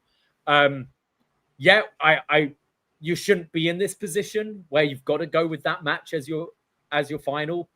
But in execution, I kind of got why that was the way they went. Absolutely. And I didn't think, as far as on the Evil scale, I didn't think it was a bad match on the Evil His scale. Best match. This has to be his best match. Maybe Evil's best match that I've seen with my two eyes, because there was some good stuff in it. And you were biting no way they go Evil winning this thing, right? Again, they did it right so that the people actually were okay, wait a second, Takeshita's pretty good. And he's great. He's my favorite to watch. Last year, my match of the year, Ospreay at Revolution. They've rematched it this year on TV. I need to see that match again. But he's look at him here with the New Japan trophy and the confetti and the flag. He's the son of Kenny Omega and Kota Ibushi, the DDT offspring, made it in AEW and now in New Japan. They needed him. They needed a white knight, and this is the guy, man. He is one of the best wrestlers walking on the planet. One of my favorite to watch. I love this guy. Do you see him turning babyface in AEW? Because this was definitely a babyface making performance in New Japan. They're putting over that because of the Gabe injury. He's the only one who wrestled all his matches in the G1. He's now got the record for the longest time matches combined in the G1. like he looked like a pure babyface at the end of this. Now, is there a way, maybe not necessarily Forbidden Door, but, you know, a way you could write this into AEW TV, potential Continental Classic final of Takeshita and Okada? You've got Okada as the greatest tournament match wrestler of all time against the current G1 champion going into Tokyo Dome. I think that's a match we'd like to see. And if you are going to babyface Takeshita eventually, like, you know, we've seen it with all the Don Callis stories. Like, you then go against who the new alpha is of that group. So Takeshita Okada is something I think we'll probably see before the end of the year. Oh, I would love to see Takeshita Okada, Takeshita Ibushi in one way, shape, or form. Takeshita, there's a whole bunch of matches we still haven't necessarily done, or even matches that we have that we could go back to in AEW for sure. But I think his stock is rising. I don't know if you go full baby. Fletcher versus Takeshita eventually should be absolutely mental. So like, anyway, I really love watching this guy, and I knew he was winning the G1 because I've mentioned I'm going to DDT Peter Pan, and he is not on either show. It's a 2-night show in Tokyo, and Takeshita being like the biggest DDT star in the last few years, he's not involved. And I figured there's no way he's not doing this. It's because he's too busy. He's busy doing AEW stuff. He's been doing the G1. Like, he's got too much on his plate. But I will be there night 2. I wish he was part of it. But man, like, I love watching this guy. If it is Zack Sabre Jr. Takeshita for the main event of the Tokyo Dome, like, yeah, that's great. I think that's a good one. I think he should win. Maybe he goes in as, you know, universal champion or whatever it is from AEW to bring like more steam behind it, like a double title or something along those lines. But I think they really needed him for this. Like, if Takeshita didn't sign with AEW years ago, he probably, if AEW wasn't a thing, he probably would have eventually got signed by New Japan anyways, because of like, he was in this direction. Did you hear the commentary talking about at 6 years old, he got his mom to help him write a letter to New Japan to be like, hey, I'm going to wrestle for you one day. Like, that's pretty crazy that's now he is wrestling. Now he won the G1. So believe in your dreams is what he said in his promo. He was like, hey, don't give up on your dreams. Cause look, I just won the G1. So what a guy, that Takeshita, that wrestler. Fantastic stuff. I thought it was good. I can't believe I liked an evil match. I'm still not over that, but I did. Need a House of Torture. They also got most of the bullshit out the way in the beginning of the match. Like, yes, you had the low blow later, but they started right away with House of Torture getting involved so they could be ejected. And it's like, all right, we've got that shit out the way. Now we can actually focus on the match. Yeah. And yeah, it led to a couple of good near falls there and stuff. Yeah, I thought it was decent. Definitely not Zack versus Takeshita, but yeah, as I said, I understood the booking for it and turned out being pretty good. They don't have any other big stars right now that they can necessarily put all their eggs in one basket with. So it's not a bad idea to do that with Takeshita, but I hope I might not see him at Peter Pan, but I hope he has a big match for All Out in Toronto. Like it was only a year or so ago that they put the title on Jon Moxley, right? That was last year, right? They put the New Japan title on Jon Moxley, who wasn't contracted to New Japan at all. Takeshita does have a New Japan contract, so it's not completely ridiculous to think that they're going to do that. Like, I hope this project works for New Japan. Like, I don't know how much of a draw this guy would be. It seems like people are maybe like a little, if you're a New Japan hardcore, maybe you're a little anti-AEW because like, they've stolen all your stars, but like, I don't know, it's just different, right? Like, I'm sure there's people that don't love that, but love New Japan. But Takeshita does, like they said, represent everything. He's the hard hitting, the strong style, he's somewhat of a baby face here. So maybe we do see him flip a little bit on AEW TV. All I know is I want him to wrestle in Toronto because I want to see anyone he faces. I'm always excited to see him. But one day we need that Ospreay rematch, though. Definitely.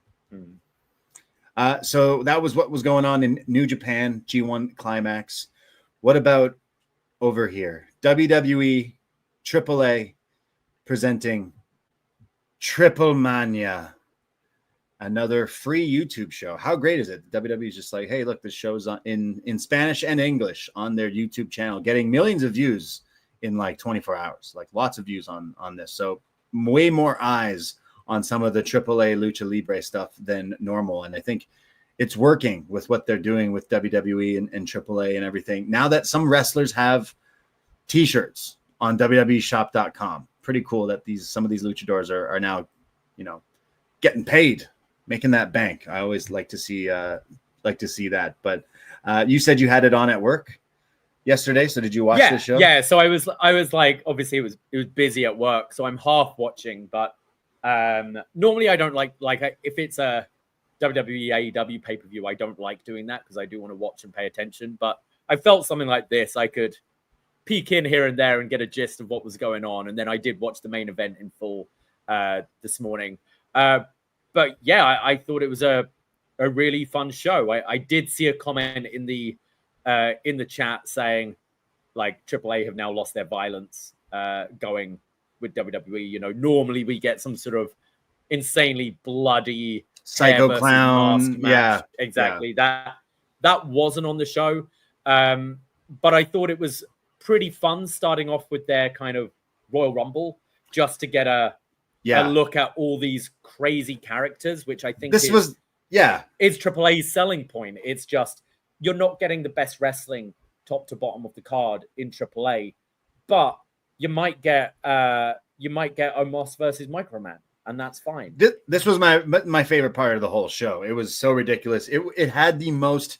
Okay, I know Conan said they weren't going to Americanize or bastardize AAA, but like, there's obviously WWE production, WWE stuff has taken over. Like the train wrecks that we're usually used to of TripleManias, it still had that feel in certain things. Like this Battle Royal had like the who's it going to be, the Royal Rumble type thing. So to have all these like different cast of colorful Lucha Libre stars, it was really cool. And it was honestly I like this more than the main event, just because you got all the WWE is about the moments, and you got the moment of Omos and Microman. The dude picked him up like a basketball. I was so scared for the. I really wanted to see how far he was going to. He didn't. Yeah, he didn't full send. He didn't like hoof him like a football or anything, but like he could have whipped this guy. It was so funny having JBL on commentary, who was like, well, how can a man beat up another little man? Obviously, the history of JBL with Hornswoggle and stuff. So it was so funny him being like, he's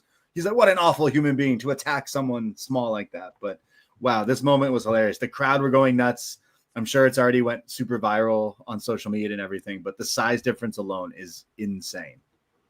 As I was saying, though, having this on at work, like I've had wrestling on at work before, and you get people getting into it, like the athleticism. Sometimes people are poo-pooing it, and then they're like, actually, that was kind of cool.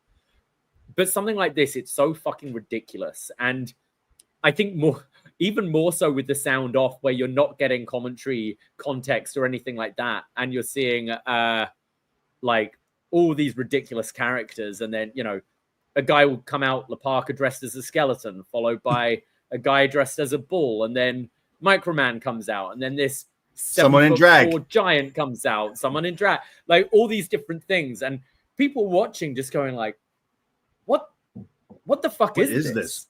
Yeah. But I didn't hear anyone going, oh, it's that fake shit. Like, because I've always said when people tell me that, it's like, when I started watching wrestling, The Undertaker was a thing. Like, I've never believed this is real. Like, because if I'm watching boxing, I don't have someone coming out pretending they're dead, or dressed as a lizard or whatever. So, and that's where I was getting. I think this has more of potential of actually capturing an audience than TNA, which is just another pro wrestling show, would. But yeah, I thought this Rumble just, that's the reactions of people just watching all these crazy characters coming out. New La Parka, it's like they've just taken the old one and stretched him, right? Like this lanky, skinny La Parka. and a new Taurus, a new Ford Focus.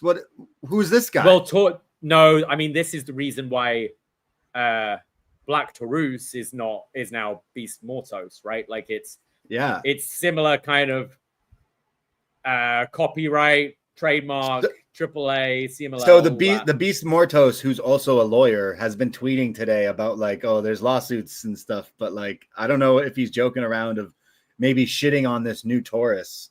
I'm not quite sure. I tried to look him up on Cage Match. He doesn't have a whole lot of wrestling, because at one point I was just like, wait a second, is that him? But no, the character has changed. He looks just like him. So it's really weird that they're just continuing with this character, but I guess they're like, nah, fuck you. We're going to keep doing it. Also, shout out Joaquin Wilde. He wasn't on the Worlds Collide a few months back because of injury, but to see him here, he was doing all sorts of crazy lucha stuff. So I know he was in his element, and they have announced another Worlds Collide show in September. So WWE Worlds Collide, whether it's NXT, WWE, TNA, their own Forbidden Door type thing with more of the AAA lucha stuff. You would imagine Joaquin definitely wants to be on that one since he missed the other one. I don't know if Rey Mysterio's necessarily going to make it, but Pimpinella, we said, you can shit on WWE all you want for being a MAGA corporation, but what other wrestling show has people in drag on it? Exoticos, right? Exoticos. Pretty cool that they got their moment here. The crowd were going nutso for that. Mecha Wolf, JBL, shouting out his band Monster Wolf with our friend Vince down in Texas is part of Monster Wolf. So Monster Wolf getting a shout out from JBL on TripleMania here, which was not on my bingo card, but shout out Mecha Wolf, shout out Monster Wolf, shout out Vince. And then the Microman stuff as well. It was just a great snapshot of like how ridiculous and out of the box some Lucha Libre AAA could be. So this was definitely my highlight of the show. Like I was just sitting here like laughing my head off at that Microman Omos thing. Like how the size difference, like Microman is literally the size of this dude's dick. Like this is like not even half the size, third the size. No, this guy was like near his shin. Hornswoggle towers over Microman, I'm sure. Like it's like he's tiny. Rematch. They're destined to do this forever. Fight forever. WrestleMania rematch. Oh my god. I thought that was a whole lot of fun. So that was great. Some of the other stuff on the card, I wasn't too high on the rest of the card, to be honest. The main event maybe was my second favorite thing of the show, but I guess another big moment, if you will, Mr. Iguana with La Yesca taking on Finn Balor in the debut of Demonito, I think they said his name was, which of course is already available for sale at www.shop.com. They were quick. As soon as he pulled out this puppet, they were like, yeah, it's available to buy on our website. But Finn Balor with a puppet. Puppets are just so hot in wrestling right now, all across the board, no matter what country. The puppets are going wild in wrestling. But yeah, Judgment Day picking up a win here. Poor Lola Vice getting pinned. But cool to see her on the show, though, also in that match. But what did you think of the rest of the card that you checked out? Yeah, I mean, I couldn't necessarily. The only match I like watched all the way through was the main event. Like, I couldn't really focus on the whole thing. It was more just getting a sense of what was going on. I thought the crowd were fantastic. Obviously, this was like a sold out, rowdy Mexican venue, and just looked great, sounded great. And the heat Hero del Vikingo was getting in this main event, which is. Yeah. It's funny, like compare the two, right? You said Takeshita's getting booed to start with against Evil because he's the outsider. And here you have like Dominic Mysterio and El Grande Americano, two heels in a different company, plus Dragon Lee, all getting cheered over the hero, the face of this company. And they're like, nah, we just want the WWE guys to win. But the heat for him, I thought, his entrance, just when you heard the boos and he's all in his like entrance gear walking backstage as he's heading to the ring, I thought was very cool to build up this main event. And I wonder, like, they should just pull the trigger and turn him full heel. I know his moveset doesn't match that at all, but if you're getting this heat from this crowd, you should maybe just roll with it at this point.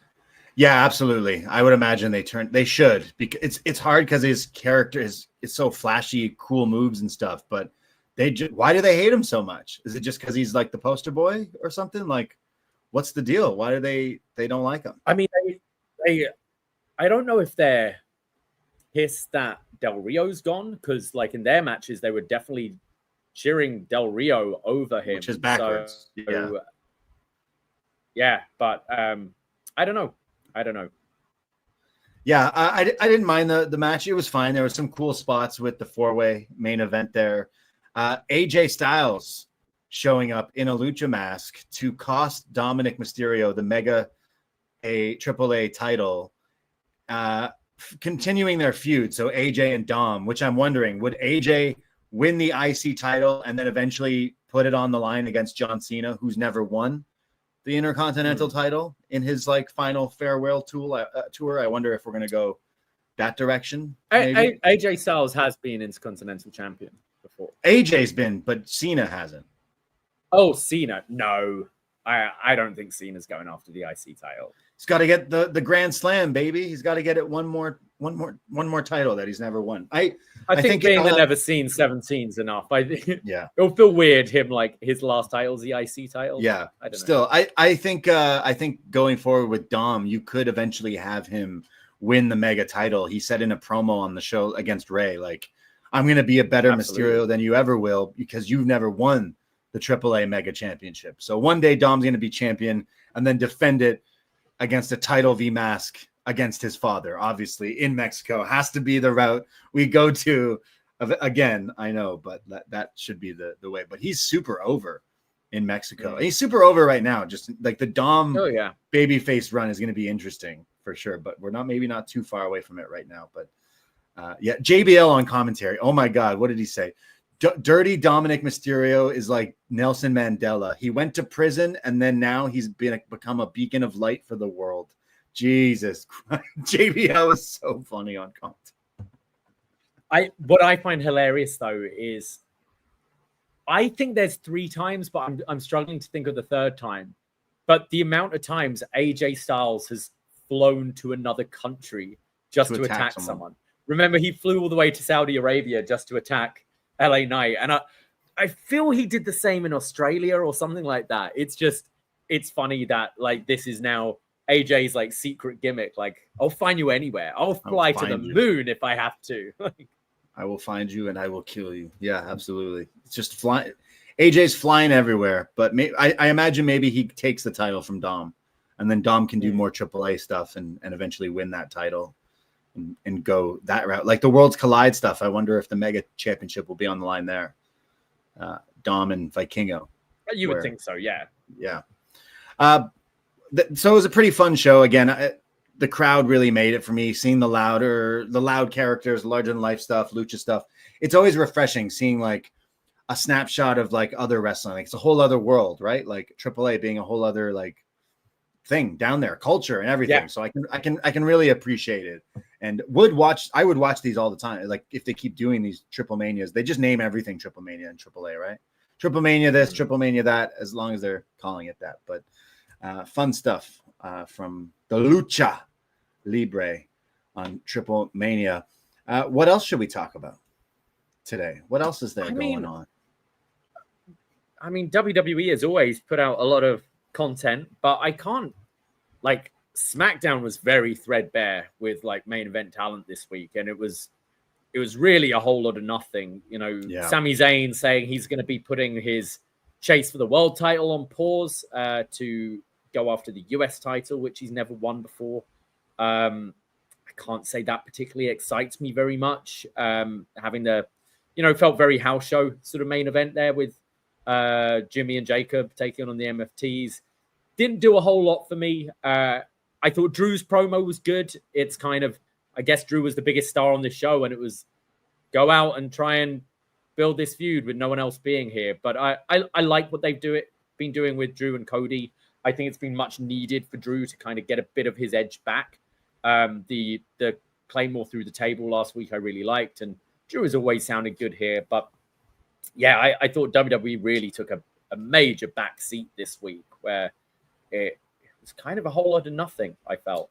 Yeah, the stuff I was trying to watch, I sometimes if I don't watch Raw or SmackDown, I try to watch the highlights on WWE's YouTube, and even watching that, I was so bored. I was like, this is not doing a whole lot for me. I think maybe the stuff with Punk, the Seth stuff isn't the most exciting. I don't know what it is. It's not necessarily clicking for me, even with the whole fake out of the injury and everything. And then the SmackDown, Drew versus Cody will be good, definitely. But yeah, like maybe need to amp it. That's in a few weeks, right? I think I'm away for Clash, but like that's in a few weeks away. So I'm sure they'll build that pay-per-view up and get it nice and juicy, hopefully. But right now, WWE is not necessarily like they're making so much money, and they're getting so much attention and eyes, and it seems like so many people are back and watching, casual fans, this and that. But the actual content is just meh.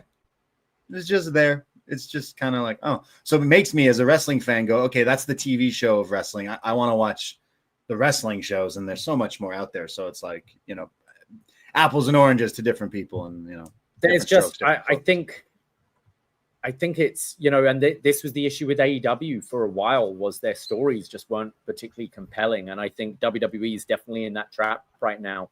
They've got a talented roster, like they've got a roster who can go, but yeah. Like, what's the main story right now? I guess the Vision, right? The Vision and stealing Roman's shoes, which is, it's fine. Like, I like it for Bronson Reed. I think it's because I thought Bron was kind of overshadowing him quite a bit. And I think it's given him a bit of an identity and given him a bit more character.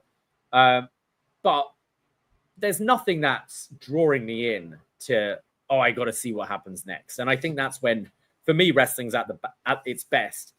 If you think of it like a Netflix series and you finish the episode and, I actually really want to see what happens to these characters next, so I'm going to put on the next episode. Wrestling's at its best when it's like that, right? The episode finishes and you're like, man, I can't wait till next week because I want to know what's next in the story. And I think that's where AEW really picked things up this year. I think the storytelling's been a lot better, whereas WWE, it's coasting. They're starting to fall into a lot of those Vinceisms again, having matches, close shows, ending in DQs, a little bit of 50-50 booking, a little bit of, meandering stories. Like it felt like Mellow Don't Miz came to an end, and then it's like, let's just pick that up again. And a little thing I kind of liked was, because it was something we were critical last week, was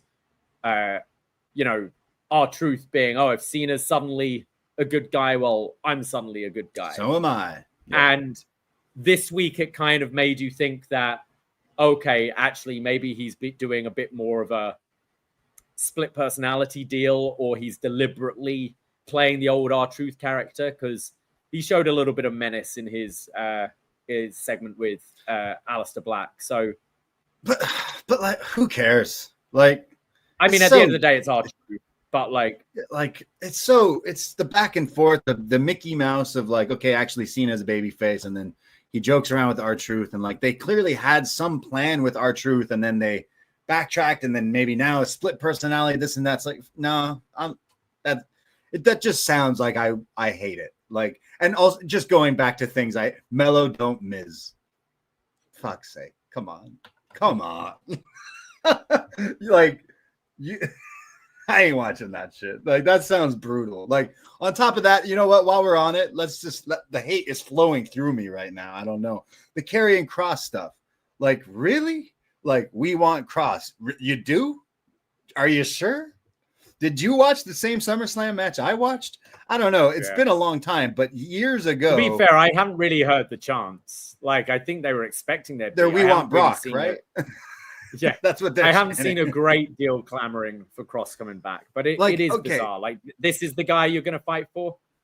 Like, the guy. Okay, I'm sure the guy is a gem in real life. He looks like a cool dude, but like, ever since Adam Cole absolutely annihilated him on the promo in NXT, he's never fully recovered from me.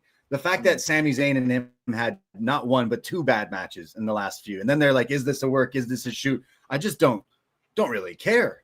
To be honest, like, this guy has not done anything. Tell me your favorite matches, moments, or nothing. You can't. No, you can't. Nothing. So like, I don't know what the whole like hoopla. Again, I'm sure this guy could land on his feet and be in TNA wherever else. I don't know, but like, why? This guy has not done anything that has been like substantial, really.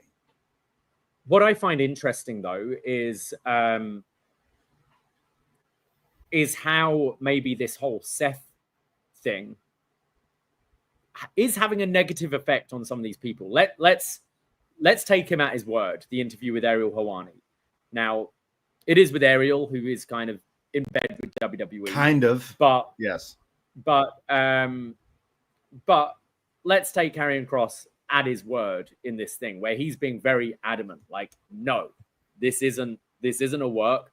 He lays it out. He says, I think they lowballed me, is reading between the lines what he said. And he wanted to, how did you get to that number? Which, to be fair to the guy, it's like, this is a company that keeps making huge deals. More talent should be like, wait a sec, how much are you paying? Well, why do you think I'm worth that? Like, when you're making this, like, fair play to him. But let's say all of this is legit. It's affecting him getting bookings outside WWE because places aren't sure if they're being worked again.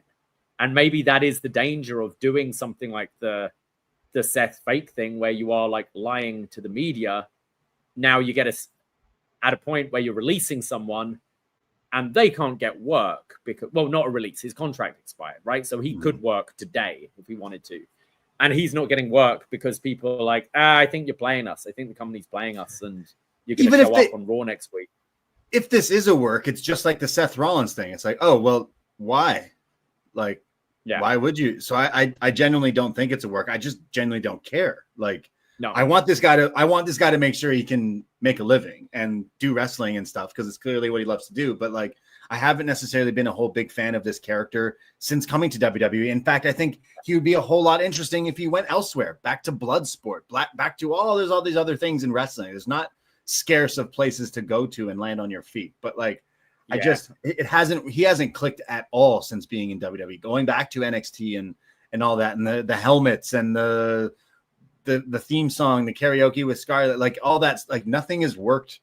And you go out, if your last appearance is like this SummerSlam, Sami Zayn, and going out, like, cool, get the bag and everything. Again, not the person, just the character and the wrestler has not done anything for me, and I'm sure many other fans, to warrant this whole like uproar that seems to maybe be fizzling out. So maybe it is a work, and it's cool that people are interested in him, and he should ride the wave and try to capitalize. But I don't know. I just don't get it.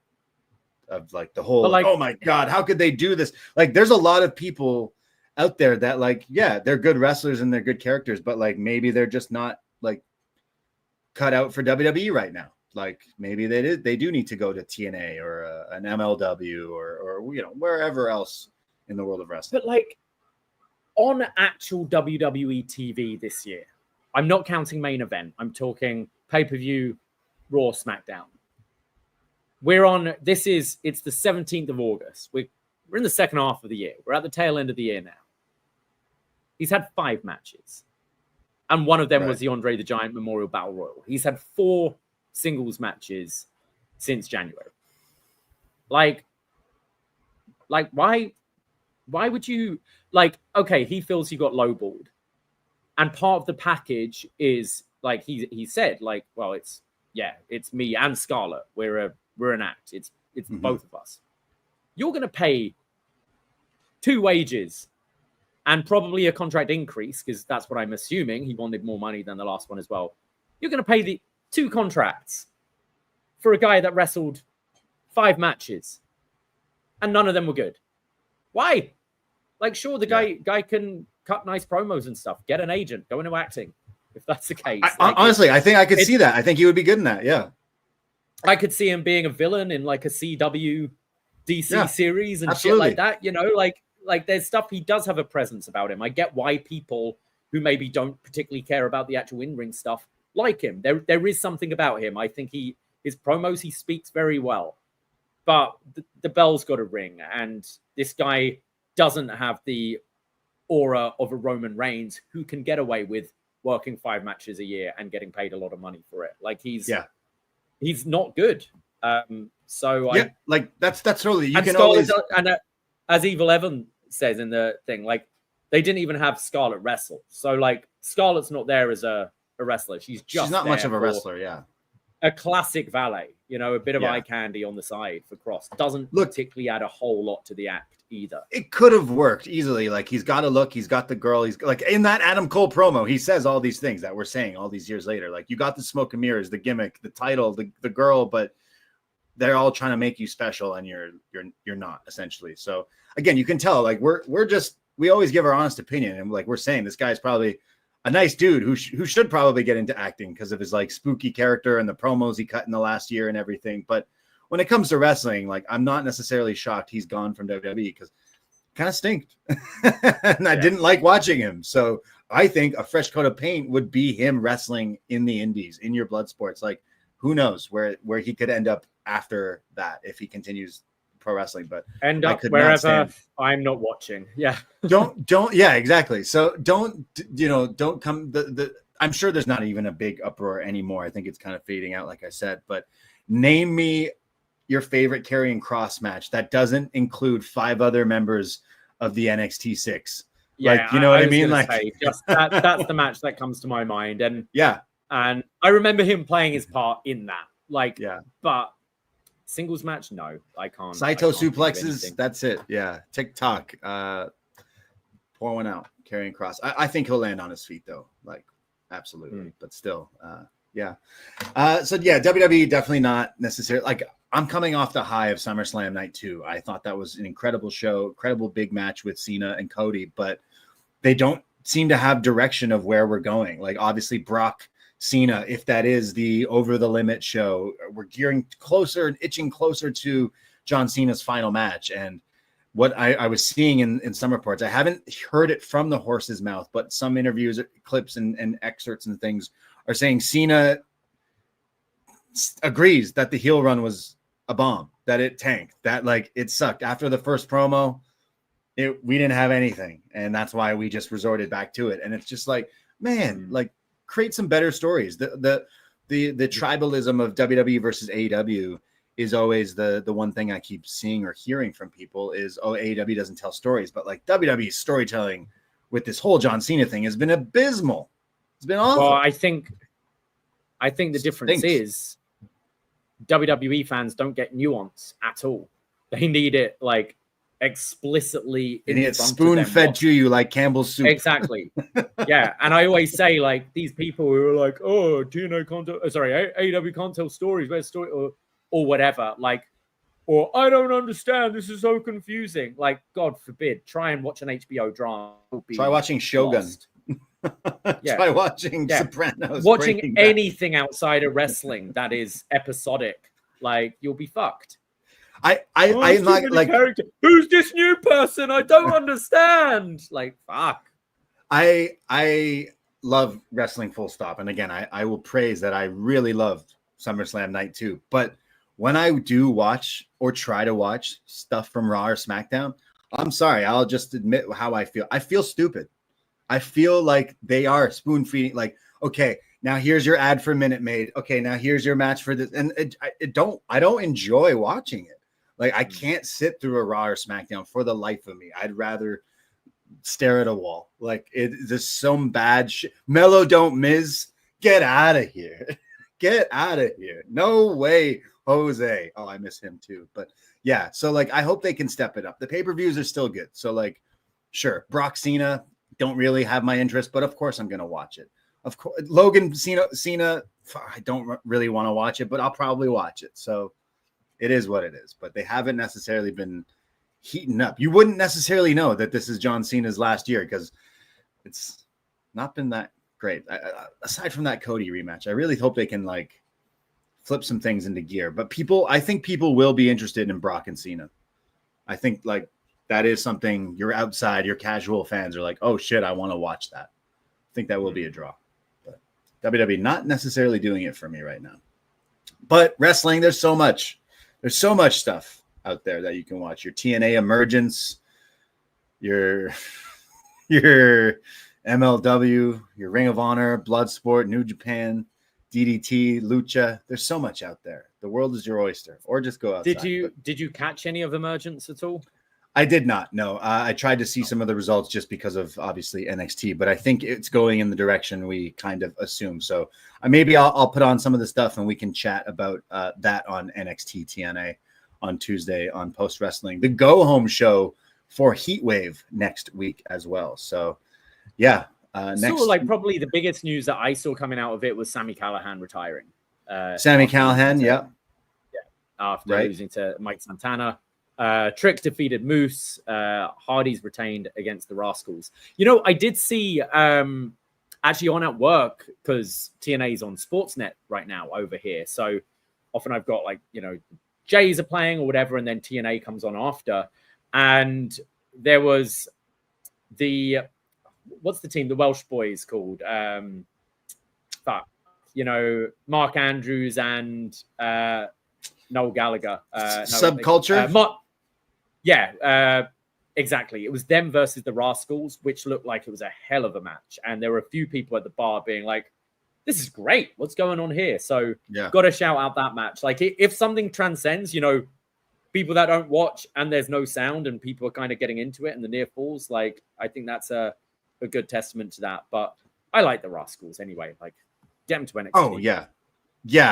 I do miss the Rascals. I do miss Wes being a part of the Rascals. Like that whole unit should just have worked on WWE, I guess. But yeah, I can't say like there's only so many hours in a week you can watch wrestling. And of course, like I said, there's so much out there. You got to pick and choose. So I can't say I was rushing to watch Emergence, because every time I watch TNA, I feel like they pulled a fast one on me where it's like, hey, watch this. And then I end up being like, why did I watch that? So this time around, I didn't. But when they bring people in, like if Moose is added to a match, maybe next week, Heatwave and stuff, like maybe there is a chance there's some good stuff. So I'm not necessarily writing it off, but I'm sure there was some good stuff on it as well. But I'm assuming we'll have some fallout. I know Masha Slamovich is now the ref in a match on Tuesday, which will lead to some stuff of her being involved in Heatwave, I'm sure, or something. Some shenanigans. Exactly. So, yeah.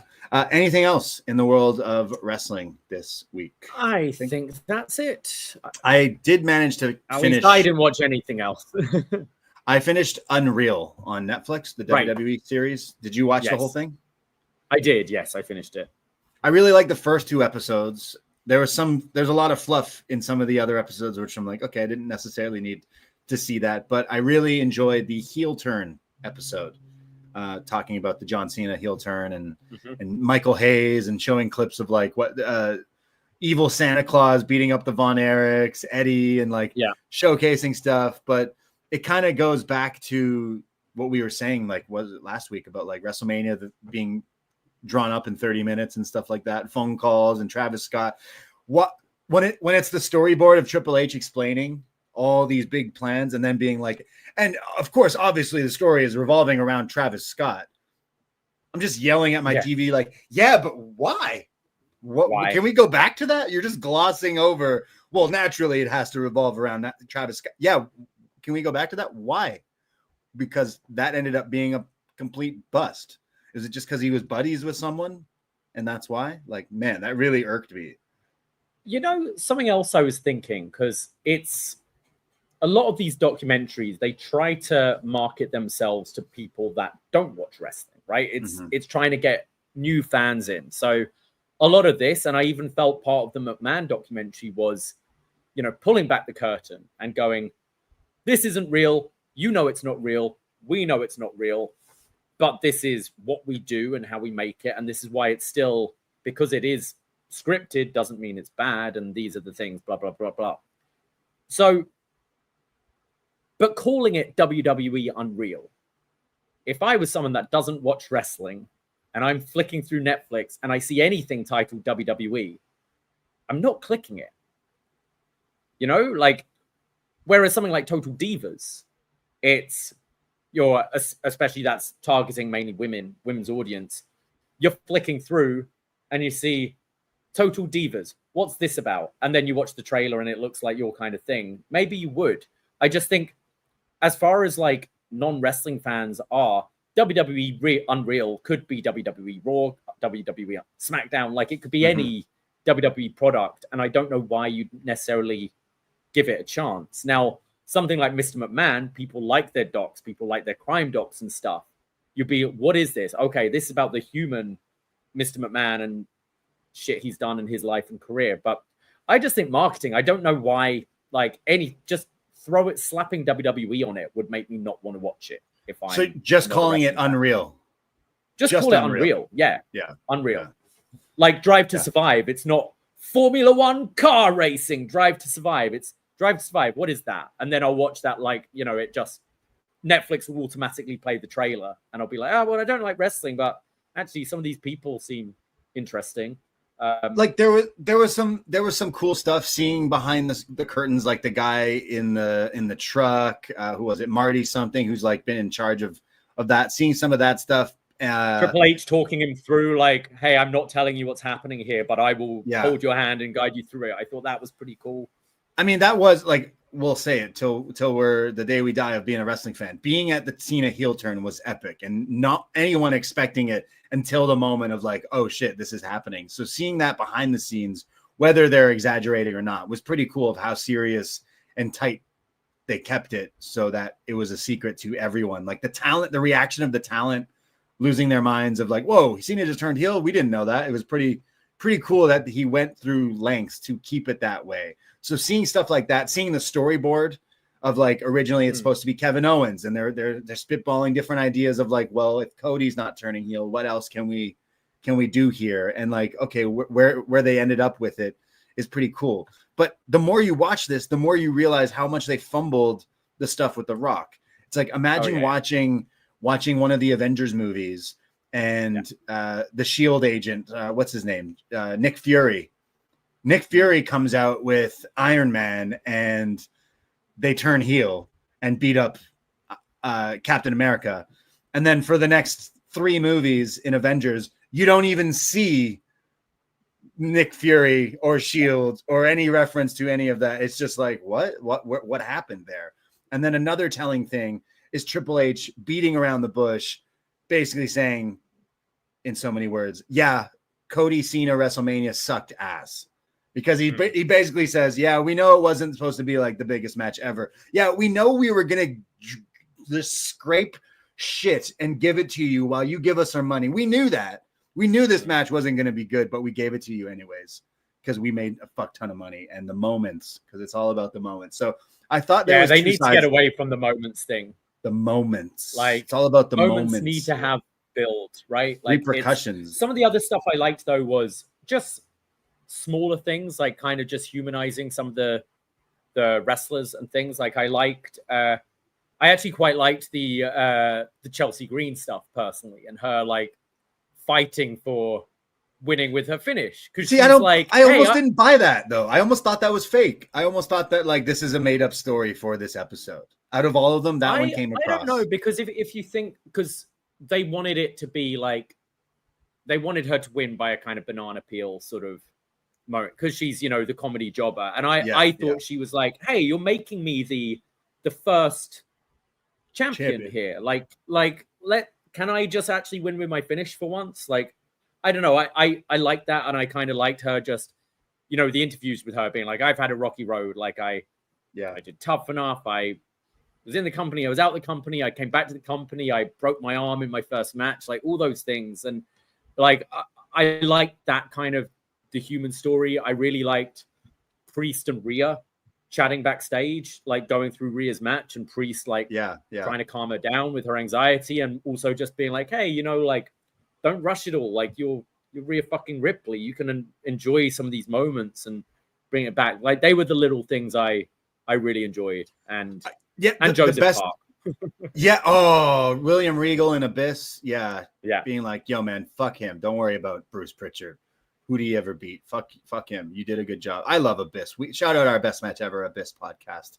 We need Abyss showing up with Judas Messias from AAA today that I watched. So Judas Messiah versus Abyss one more time in a thumbtack match. No, I liked the show Unreal showing me the people. Again, these people put their bodies on the line for our entertainment week in, week out, and seeing that they get anxiety or they get hurt or like it's another day at the office is humanizing them and telling better stories than they do on, you know, Monday Night Raw or SmackDown even sometimes. So I don't know. I enjoyed the show. I see some of the fake stuff. I can see some of the criticisms for sure, but I did enjoy like seeing, again, storyboards and the way things kind of go about. But Chelsea was like, yeah, I just texted Triple H to get my job back, and then he hired me. Karrion Kross could take notes there. Just text him. Just text Triple H, and maybe he'll give you your job back. potentially. But like thumbs up for me because I'm a wrestling fan, and like there was some stuff I didn't like or I definitely scoffed at or laughed at. But when you see Cena doing the Make-A-Wish kids or talking about his OVO 2004 knee pads and stuff, sorry, not OVO, OVW 2002 and all that, like there was some cool stuff in this show. So I hope they make more seasons of it. Like I hope we get more of it down the line. They've confirmed season 2, like it says on Netflix, more episodes coming. I want more honesty. It's called Unreal, and I know it's wrestling, and they're going to be kayfabing us. But when Triple H is again beating around the bush of like, yeah, that match, we knew it was going to suck. Just tell me, yeah, that match sucked. We know it sucked, but move on. Like negativity in this show can make positives. I think the problem is with just wrestling in general is even if they are being 1000% honest, we're still going to question it because it's wrestling and it's in their DNA to kind of lie, bend the truth, exaggerate, that kind of stuff. So it's always going to be difficult, more so than any other sport, I think. Yeah. But I agree. Like, own up to your fuck ups. Like, it'll make better TV. That's where season 2 could be really interesting. Now, I'm hoping now they're not. The problem is, like, are they just going to be creating moments backstage and dramas out of nothing just to put on the show? They will. Or can we actually see, like, can we see the writer's room like tearing their hair out over this shitty Cena story? And at what stage they just go, it's in a room and go, it sucks. Let's just pull the plug and Men in Black this shit. Like, yeah, absolutely. I want to see more real. Yeah, I want more realism, but still prefer Dark Side. Don't get it twisted. Oh yeah, still enjoyed watching that. There you go. That's everything that's going on in the world of wrestling. We've talked all about it. Our Forbidden Door preview. See you next Sunday. If you're in the Toronto area, again, Poisonrana.ca. We'll see you at our watch party. And then we'll be live right after Heatwave to talk all about some Forbidden Door, some NXT Heatwave, and so much more. So join us next Sunday, but we will be live this Tuesday, as always, with a new Up Next. Plus, Champ is here on our Patreon, our Fantastic 405 review, and so many more podcasts. The pods continue always at patreon.com/Poisonrana. $5 to get you a whole month's access, connects to your podcast apps and everything. Give us a shot. Check out all the other shows that we do. We love chatting the wrestling and appreciate your time here listening to us, whether you're in the YouTube chat or listening audio version. Appreciate the support, and I see you in the chat there. I see all you. Appreciate the love, and we'll be back very, very soon. That is it. That is all. Take care. Goodbye, and be safe. Ahoy!